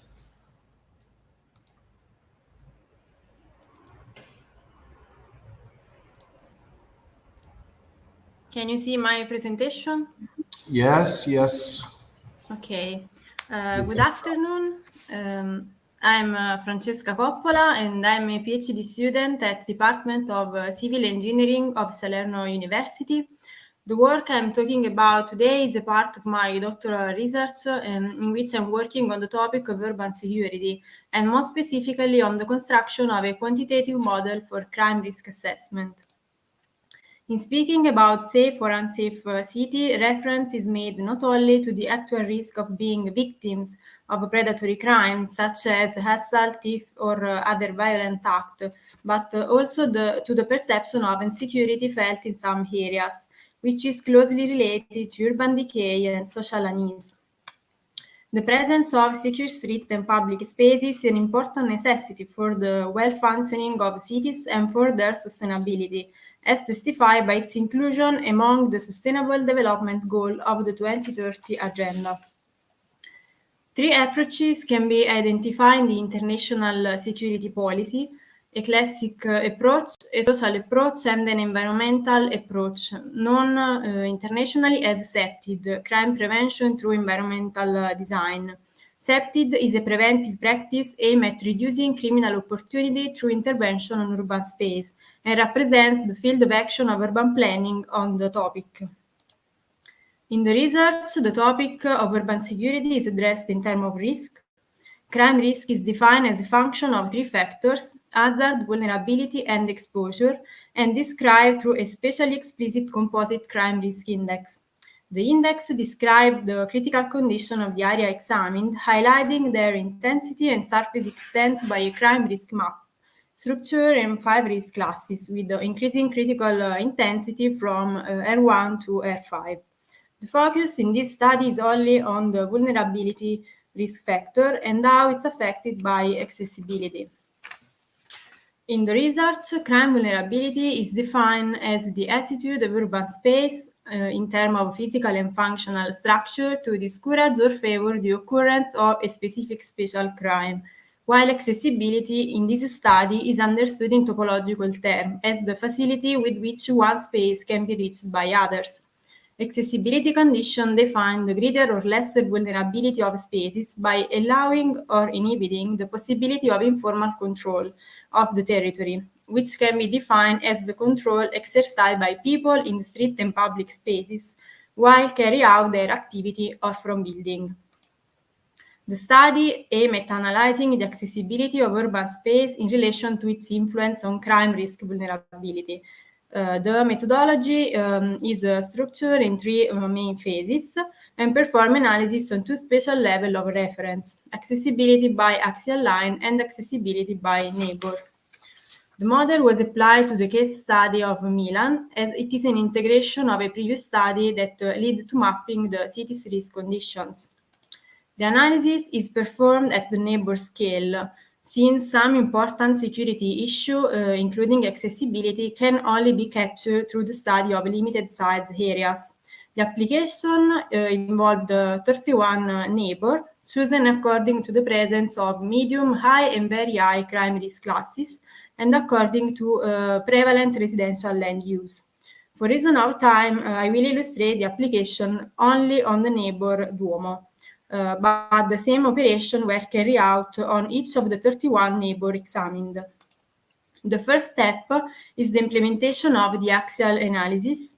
For this purpose, the urban grid was represented by vector editing function carried out starting from the basic cartography, and then through the software DeepMap was obtained the axial map and were calculated the configurational indexes with the global and local valence. The selected indexes are the integration index in the global and local form, the connectivity index, and the choice index in global and local form. The analysis carried out on the 31 neighborhoods was followed by the systematization, normalization, and weighing of the index value obtained, and the first comparison of the accessibility condition described by each configurational parameter. Then was implemented the TOPSIS method for the axial line ranking construction. This multi-criteria method is based on the assumption that the most convenient alternative is at the shortest distance from the ideal alternative, the best, and at the longest distance from the anti-ideal alternative, the worst.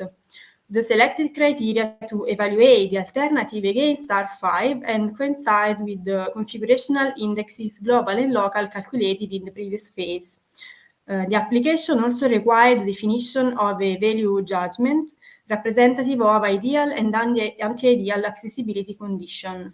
It was constructed for each index according to the relevant performance scale. In this case, high accessibility value have been considered positive in terms of urban security, as they are associated with a greater predisposition of spaces to favor informal control.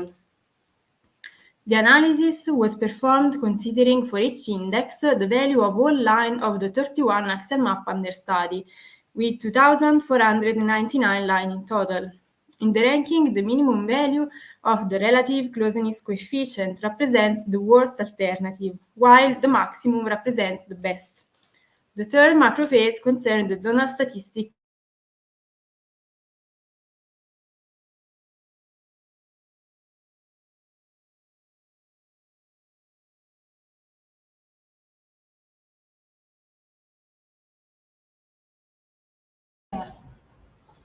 Francesca? Francesca? You have some problem with the connection? Francesca, can you hear us?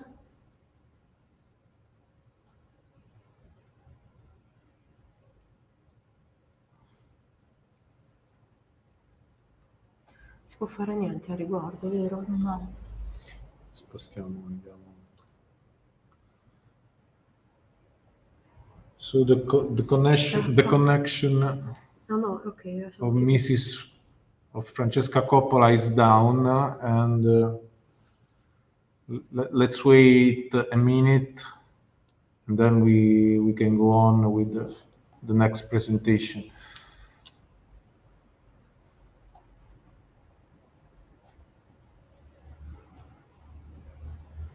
That's strange. Stanno che la riconnessa. Francesca, are you heard me?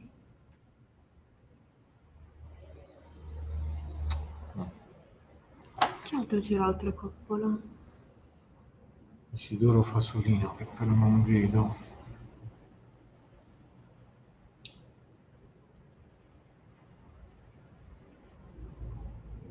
No.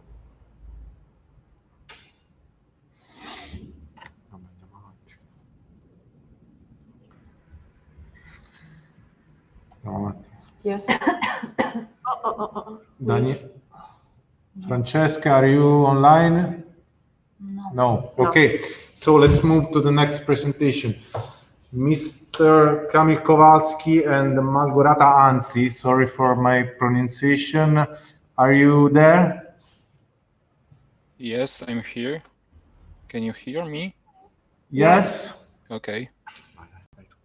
Sorry, meanwhile, I called Isidoro Fasolino, the co-author of I'm Beniamino Murgante, of Francesca, and he said that he tried to contact her. Otherwise, she can finish her presentation just at the end of the session.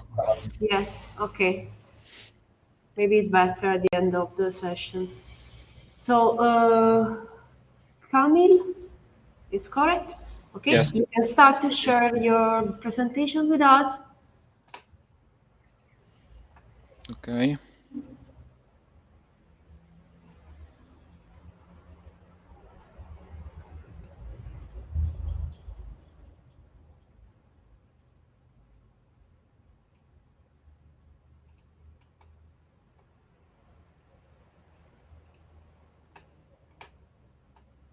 Okay, can you see my screen? No. It's all black now. Okay. You are sharing the platform. Now it's okay? No. Okay, give me a second. Devono scegliere quale schermata condividere nel caso. No, devo semplicemente...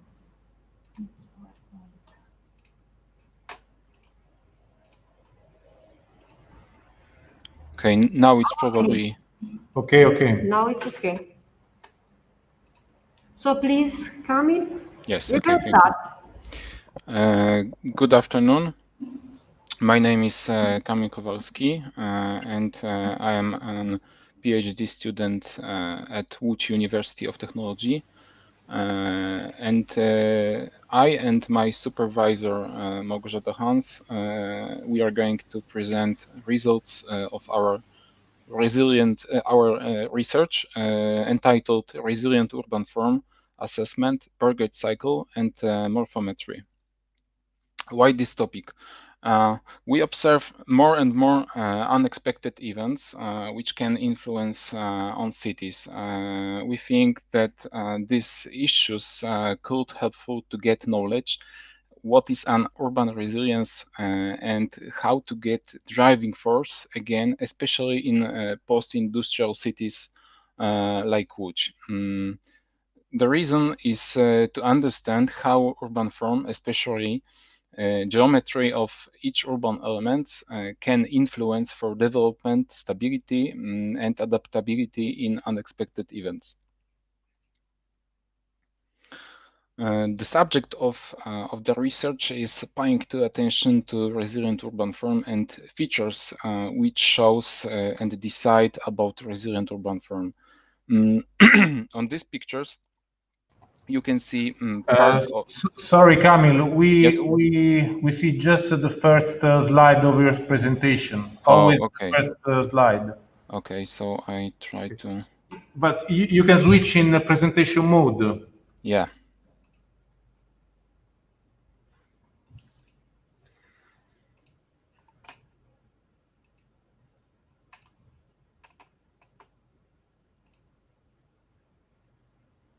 Can you see slide with 2 photos? Okay, if you want, okay, put the arrow on the in the right down part.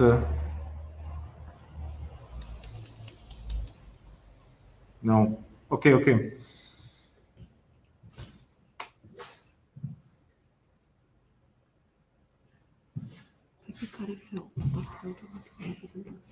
Sì. Try to click F8. F8, okay.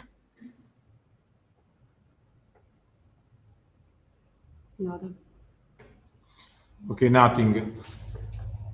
Okay. Yes, here the button, just this button.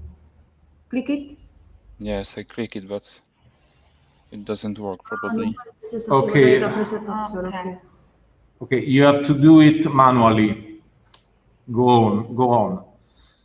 Okay, you can you see 2 slide with 2 photos? Yes, this is the second slide. Okay. Yes. Okay. Thank you. Sorry for this, but don't worry. okay. So on this picture, you can see part of our case study area, especially the eastern frontage of Zachodnia Street in the city center of Łódź. We try to find relationship between urban transformation and urban resilience. The main objective, as I mentioned at the beginning, is define and assess a resilient urban form. We proposed a computational approach to get optimal results for this research. We try to explain how to avoid urban renewal mistakes decisions. Next, we try to find the answer for question how urban geometry can impact on development of the city. Finally, if it's possible, make to contribute to develop morphometry approach using GIS software. One of the main basic methods to assess urban form is bar gauge cycle, which was created by Professor Michael Konzen. This approach was helpful to define develop stage of urban structure. The idea of bar gauge cycle shows 5 basic phase of urban transformation. That is institutive phase, replicative, climax, recessive phase, and urban follow.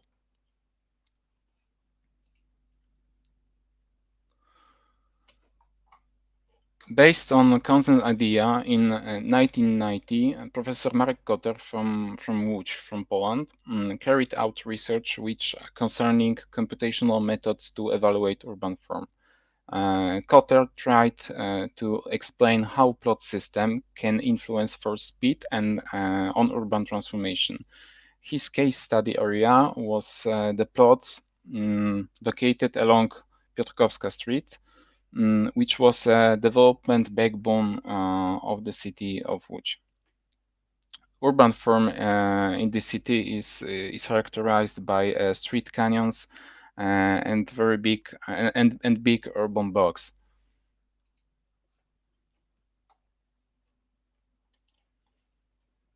He measured certain urban elements like building coverage ratio. He analyzed transformative process. He pointed out the new streets and divided plots. And the results supplied a quantitative evaluation of transformations of urban blocks. Moreover, Kotter concludes that BCR, building coverage ratio, depends on the phase of the bar gauge cycle and the proportion between plot front and plot depth. His research should be seen as one of the first Polish quantitative analysis defining urban form. It might also be considered a precursory example of a morphometry study in our country. Our paper contributes to developing mathematical and statistical methods to assess resilience of urban form. We continue Kotter's research, and it is a natural way to create contribution in this case study area. So we selected one urban block in a 19th century district of city center of Łódź. This area accumulates all the most important urban and socio-economical processes. That is beginning of industrial city, post-war transformation, and transformation from central market economy to free market economy. Therefore, this article continues the former local research on urban resilience with more contemporary urban morphometry. We extract several research questions. That is, how we can use GIS software to evaluate urban resilience. What is the role of geometry of urban form from the urban design point of view? What is the role of the plot proportion in this issue? What is the role of width of the frontage in the attractiveness of the plot? This analysis is based on cartographic data, and we used GIS software to create initial maps using the georeferencer tool. And we try to find reflection between each stage of development of this urban block to each stages of development in Burgage cycle idea. Next, we used Morphometry Approach, and we measure several urban elements and indicators like front width, plot area, BCR, and front to plot ratio. These indicators, front to plot ratio and the BCR, was calculated using this equation. We create a table for each stage and we compare results. There is one of the part of this research, and it is an initial urban plan. As you can see, first buildings were located in front of the streets. The depth of the plot was empty. And what is important, development of each plot was dictated by textile activity in this urban block. Next, there is a replicative phase. First buildings were located in the depth of the plot. What is important, the deepest plots was still uncovered. And this is the deepest plots. We point out that it is a period of first brick buildings, not wooden like at the beginning. There is a climax phase, which is characterized by the highest BCR. The characteristic feature is that the majority of buildings in the depth of the plots had only 5 meters width and were insulated from the one side. This is there are this part of buildings. One of the most important event was a decision about the demolition of eastern frontage, as I mentioned at the beginning. And as you can see on this picture, there is before and after effect this urban renewal. This is the map after Second World War and after demolished eastern frontage of Zachodnia Street.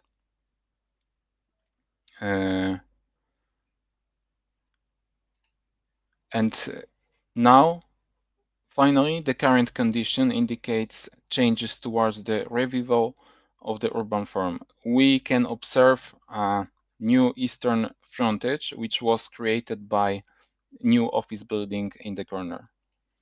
There is the before and after effects, and there is these buildings, office buildings in the corner of these blocks. This analysis led us to some basic conclusions. Firstly, the analysis shows a relationship between the front width and the building coverage ratio. Plots with elongated front has a higher BCR. Enlarge the front contributes to increasing profits from commercial activity. Secondly, plots with a higher front-to-plot ratio are more susceptible to changes than deeper plots with a shorter front. There is thirdly, deep plots with a short front take much longer to return to the replicative phase, that is refilling after furrow. Fourth, the improvements in car traffic did not improve the attractiveness of the site, as we can see in demolished eastern frontage of Zachodnia Street. 5. Geometry of lots contributes to profitability, investment, and attractiveness lots. Case of the lost after demolished eastern frontage of Zachodnia Street. In some cases, it is impossible to design good illumination insulation flats. Thank you. There are some selected references. Thank you for your attention. Thank you, Kamil, for your presentation. And I just want to ask to Francesca. I'm now is connected. Yes, I apologize. I didn't realize I had missed the connection. Don't worry. I don't know which slide I was on. You can share the presentation, yes, and we can help you. Can you see my screen? Yes.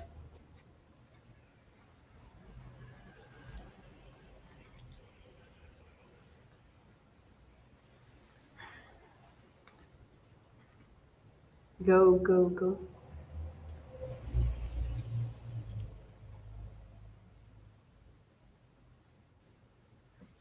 Okay, go.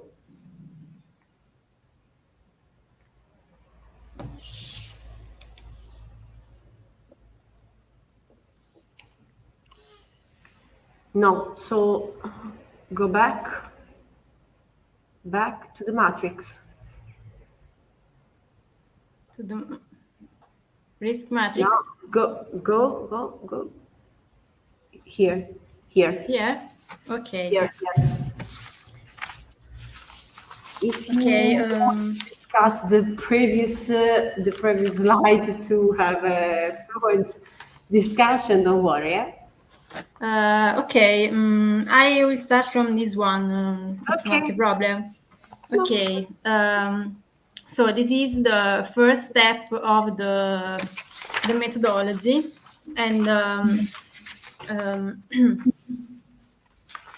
the two indicators I was constructed in the previous phase, the density of critical line and the criticality rate of line were combined into a composite security index with special character. This step was performed using a matrix approach based on two fundamental map algebra operations, reclassification and overlay mapping between raster, which are necessary to combine the base map and interpret the results in a critical way. According to risk matrix logic, were constructed 5 criticality classes related to accessibility value, whose intensity increased from CA1 to CA5. Finally, looking at mapping associated with the composite security index, it's possible to identify the most critical neighbor considering both the density and the rate of critical line. Fourth case study examined in this circumstance is found in the area represented in red.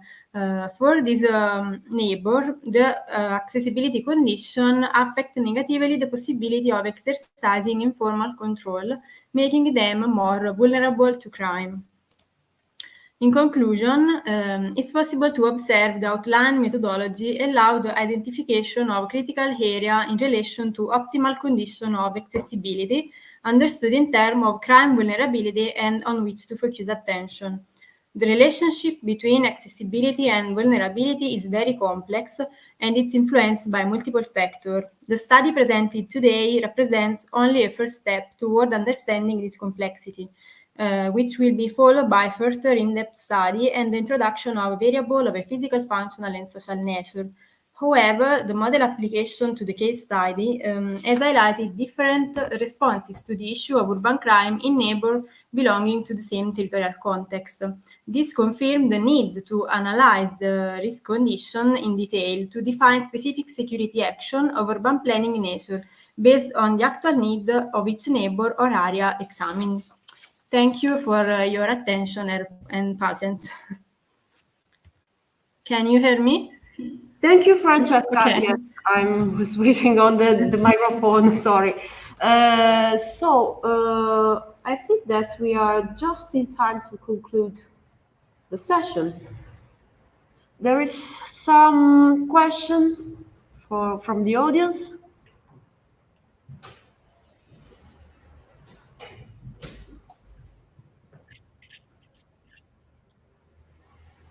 Not only for Francesca Coppola, for all the paper, the presented work.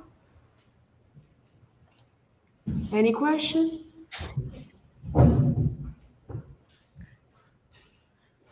So I think that we can finish this last. Okay.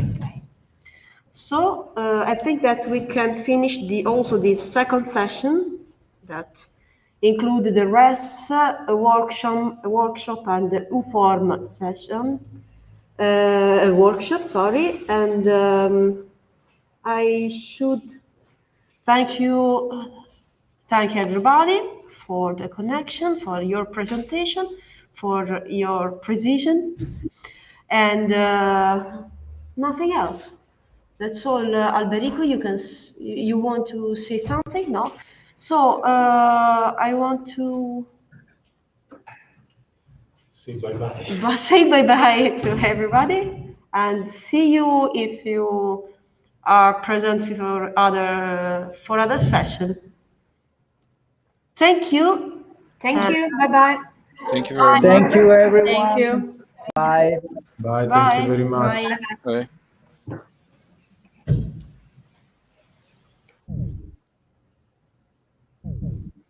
Prof, buon pomeriggio. Ciao Valentino. Sì, tutti. Sì, siamo rimasti solo noi. Siamo rimasti. No. Ok. Ok, è rimasto solo Ok. Biagio Tucci. Ok, siamo interni. Sì. Ok. Sì, ok. Puoi dire parolacce adesso? Posso... Però tutto bene? Sì, tutto bene, tutto bene. Ok, Va bene. va bene. Tutto bene. E ora c'è il welcome party, dai. Sì, infatti ok. dobbiamo anche arrivare Ok, all'altra parte di quindi casa. posso chiudere la stanza? Sì, certo. Ok. Saluti da CNR, buon lavoro. Ok. Ciao. Ciao Biagio. E comunque... Ah, ciao ragazzi, vi sento un po' male. Va bene, buon lavoro, solo saluti. Siamo col mio notebook, non ti preoccupare. Ok. Valentina, ma sei rimasta sola o ci stanno ancora gli altri? Lei? No, ci sono ancora. Ciao, grazie per aver organizzato questa bella sessione comunque, riferito al RES. Grazie, è stata una sessione interessante, ho seguito questo pezzo perché prima stavo presiedendo un'altra sessione. Questa era la seconda, era RES 2, no? Quindi... Sì, in realtà era un contributo di RES 2 e l'altro era pure di Mago Chat, dell'UFORM. Sì, ma c'era eravamo poco preparati perché non avevamo capito che avremmo dovuto presiedere anche questa seconda sessione. Era un paper per la parte di UFO, chiaramente. C'era pure Mago Chat, quindi non era un problema. Mago Chat era nella room comunque. Va bene. Quindi, no, grazie. Ma voi avete anche un'altra sessione prima, era RES 1, no? Sì, abbiamo cominciato alle 4. Sì. Abbiamo fatto questo tour de force di 2 ore, però ce l'abbiamo fatto. Vabbè, se fosse stato totalmente in presenza sarebbe stato un tour de force più forte. Quindi... No, ma infatti... Vabbè, però... vabbè, non ci siamo visti in volto, l'unica pecca è questa. Un bel lavoro, avete messo su 2 sessioni interessanti, con contributi molto carini, dai, è una cosa, contributi anche, da questo poi secondo me può nascere tranquillamente, tra i vari special issue che si fanno, può nascere pure qualcosa, insomma questo in genere è un punto di partenza, la conferenza, non è arrivo, quindi vediamo un attimo, poi a valle, quest'anno purtroppo siamo a settembre, che normalmente questo avviene a luglio, quest'anno nella speranza, insomma, grazie a questo piccolo spostamento comunque siamo riusciti comunque ad avere un minimo di presenza, speravamo molto di più, però purtroppo non è che la situazione sia andata fantastica, non è, però tutto sommato un minimo di spostamento alle persone è stato consentito e quindi la cosa è andata principalmente gli italiani, quindi principalmente i baresi soprattutto. L'anno prossimo tutti a Parigi. Perché a Parigi? Mi diceva Eufemia che è a Parigi, o me lo sono sognato? In Spagna, perfetto. Quindi, no, Eufemia mi ha detto una fesseria. Vabbè, va bene anche in Spagna, dove? Allora non ricordo bene perché lì c'era Eligius Hendrix che aveva chiesto di organizzarlo e l'idea era di farlo lì. Ora non ricordo esattamente dove, perché lì c'era una location di secondaria di una sua università che però era più figa dove farlo, era un posto un po' più, sperando che torniamo alla possibilità di poterci spostare senza, non dico con nonchalance, ma perlomeno in Europa a prendere un volo senza problemi. Quindi io non lo so, ci siamo, ma in teoria noi eravamo registrati anche giapponesi o altro, che però non so se sono riusciti ad arrivare. In presenza non ne abbiamo visti, almeno fino ad oggi. Cioè noi avevamo registrati che avevano pagato la quota in presenza dei giapponesi. Forse in qualche sessione da domani in poi. Oggi non oddio, dal punto di vista della fisionomia li avremmo riconosciuti. Il giapponese, capisco che il brasiliano no, però il brasiliano il giapponese o l'asiatico l'europeo non lo riconosci, però diciamo che il giapponese lo dovresti riconoscere. Però a meno che non arrivano domani. Vabbè, quindi Ma non mi sembra neanche di vedere dei nomi oggi. Infatti, vedi? Questa è la sessione di oggi. Questa. Però Wu Wang, il classico Wu Wang. Wang è più cinese, mi sa che sempre asiatici, noi li avremmo riconosciuti, probabilmente non ci sono. No, vabbè, comunque dai. È andata bene, dai, sono contento. Mi dispiace che non ci siamo riusciti a vedere, però a Bari capito tra Eufemia, Carmelo, tra e purtroppo neanche Carmelo, che immagino conoscerete, suppongo. No? Sì, infatti non c'è. Se non lo conoscete, che purtroppo ha avuto problemi di salute e non è potuto venire. Io ho avuto un problema alla caviglia, non sono potuto partire. Però dai, avremo modo di incrociarci a Bari senza grossi problemi. Qualche volta Domenico pure mi chiama per fare qualche cosa, ho fatto qualche commissione di dottorato qualche volta. Allora, quando capita, diciamo, dalle parti prima di Spagna dell'anno prossimo, sarei contento. Sì, assolutamente. Ripresentate qualche cosa. Comunque ho visto belle presentazioni, pure questa che poi durante la cosa ho chiamato Isidoro per dirgli guarda, poi infatti è riuscita a rientrare questa di Salerno ora che stava facendo questa mappa della cosa, che è una cosa pure interessante da guardare, è una cosa da poter interessante, secondo me. Solo sul modello mi interessava. Il modello del crimine nel vicinato. Sì, hanno usato il syntax con Depth Map e poi hanno fatto una cosa interessante. Sì, però hanno modellato altri parametri oltre a quelli che usa Dario, mentre lui usa un software abbastanza chiuso. Va bene. Lui usa multi-agenti, credo, no? Probabilmente. Cosa? Lui lavora sui multi-agenti, suppongo, Dario. Sì, Dario, sì. Vabbè. Ma vi conoscete? No. No, conosco da una vita Domenico. Ecco, quindi quando ha citato Domenico la stessa generazione, più o meno facciamo le stesse cose da tempo. Quindi. No, io non faccio multi-agenti, però io vago sui vari modelli. quindi sono più eclettico. Queste cose. Abbiamo le luci tipo Barbara D'Urso. Sì, infatti. Nel senso che non vedo mai Barbara D'Urso, però fatemi capire. No, neanche io. No, però il bianco il sparato. bianco sparato, diciamo, è come dire... No, non sembra però da qua. Non sembra. Io ho la testa che riluce, almeno vedo sullo schermo. Vabbè. No, non sembra. Vabbè. Va bene. Allora, buona continuazione a tutti. Grazie a Valentina che ci ha supportato per tutti i problemi tecnici che sono arrivati oggi pomeriggio e tutti della nostra sessione. E ancora non ha finito, povera figlia, vabbè. No, vabbè, oggi è finita. Però suppongo che in questa room ci sta ancora un non vaccinato al CNR. Chi è? Sono collegati, prof? Sì, penso di sì. Io non vi vedevo. Ciao ragazzi. Ciao. Ma ti sei vaccinato, Gabriele? Non si sa. Devo andare a fare la testa a gelato. No comment. Il problema è che tu non entri nell'università, hai capito? Mi bloccano al cancello. Se non Sì. se non ho il Green Pass. Sì. Lo so. Sì. Lo so. Oh, ma ti tolgono il corso, non so se hai capito. Sì, lo so. E anche il saluto, mi sa. Il saluto e poi il corso. Il saluto no, perché comunque voglio dire, ha fatto con me la tesi dalla triennale fino al dottorato. 44 il saluto, dai. Però voglio dire, no, però insomma, a meno che io ti stai a fare i tamponi prima di andare in aula tutte le settimane. Potrebbe essere, ma potrei essere già vaccinato. Solo Barbara D'Urso ve lo dirà.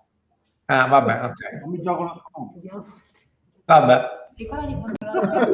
Sì, no, le verifico adesso. Verificalo perché poi alla fine lo porti ai ragazzi perché non so se ti può averlo No, perso. considera che io domani vado via, quindi comunque il pranzo. Valentina, ma toglietemi una curiosità, ma per esempio, a occhio, quelle 70 persone registrate, a occhio ci stavano oggi? No. Di meno, prof. Di meno dei 70 registrati? Allora, ti dico, faccio un calcolo veloce, quante persone erano in stanza da me oggi in presenza? E questa più o meno è la media di quasi tutte le stanze. 1, 2, 3, 4, 5, 6, 7, 8, 9, 10, 11, 12, 13, 14, 15. 15 persone durante tutta la giornata. 15 per stanza, se aggiunge che sono 7 stanze ci sono 70 persone. Sì, ma diciamo queste persone girano tra le varie stanze, per esempio Fanny è stata un po' qui, un po' in altrove. Però a occhio se c'erano 15 in questa, una cinquantina, tutto orologio. Sì, sto staccando. Okay. Quindi una cinquantina, qualcuno arriverà, beh i 70 alla fine, più gli organizzatori, più questi, insomma 80 persone c'erano, alla fine vuol dire che prevalentemente europei ovviamente, quasi tutti italiani. Tutti italiani, ma a seguire il keynote eravamo pochissimi. Sì, eravamo 20 persone. 20 persone al massimo. Oggi? Sì. Vabbè, quasi tutti italiani ovviamente. Sì. Avevamo io, Angela, Lucia, loro due. Beh, però online c'era gente, ho visto comunque. Sì, più o meno. Compreso me, io ero su YouTube comunque a vedere, quindi non era... Sì, stamattina abbiamo avuto un po' di problemi con YouTube. Sì, me l'ha detto che poi è stato che siamo riusciti a risolvere. La mia non l'ha risolto poi, vabbè. Dai. Sì. Speriamo domani ci sia più gente. Vabbè. Va bene. Allora. Buona serata. Buona serata. Divertitevi al welcome party. Ciao, Va ciao. bene. Ciao. Sarà fatto. Va bene, buona serata. Ciao, buona serata. Gabriele, ci aggiorniamo domani dopo le presentazioni. Ciao. Ciao a tutti. Ciao.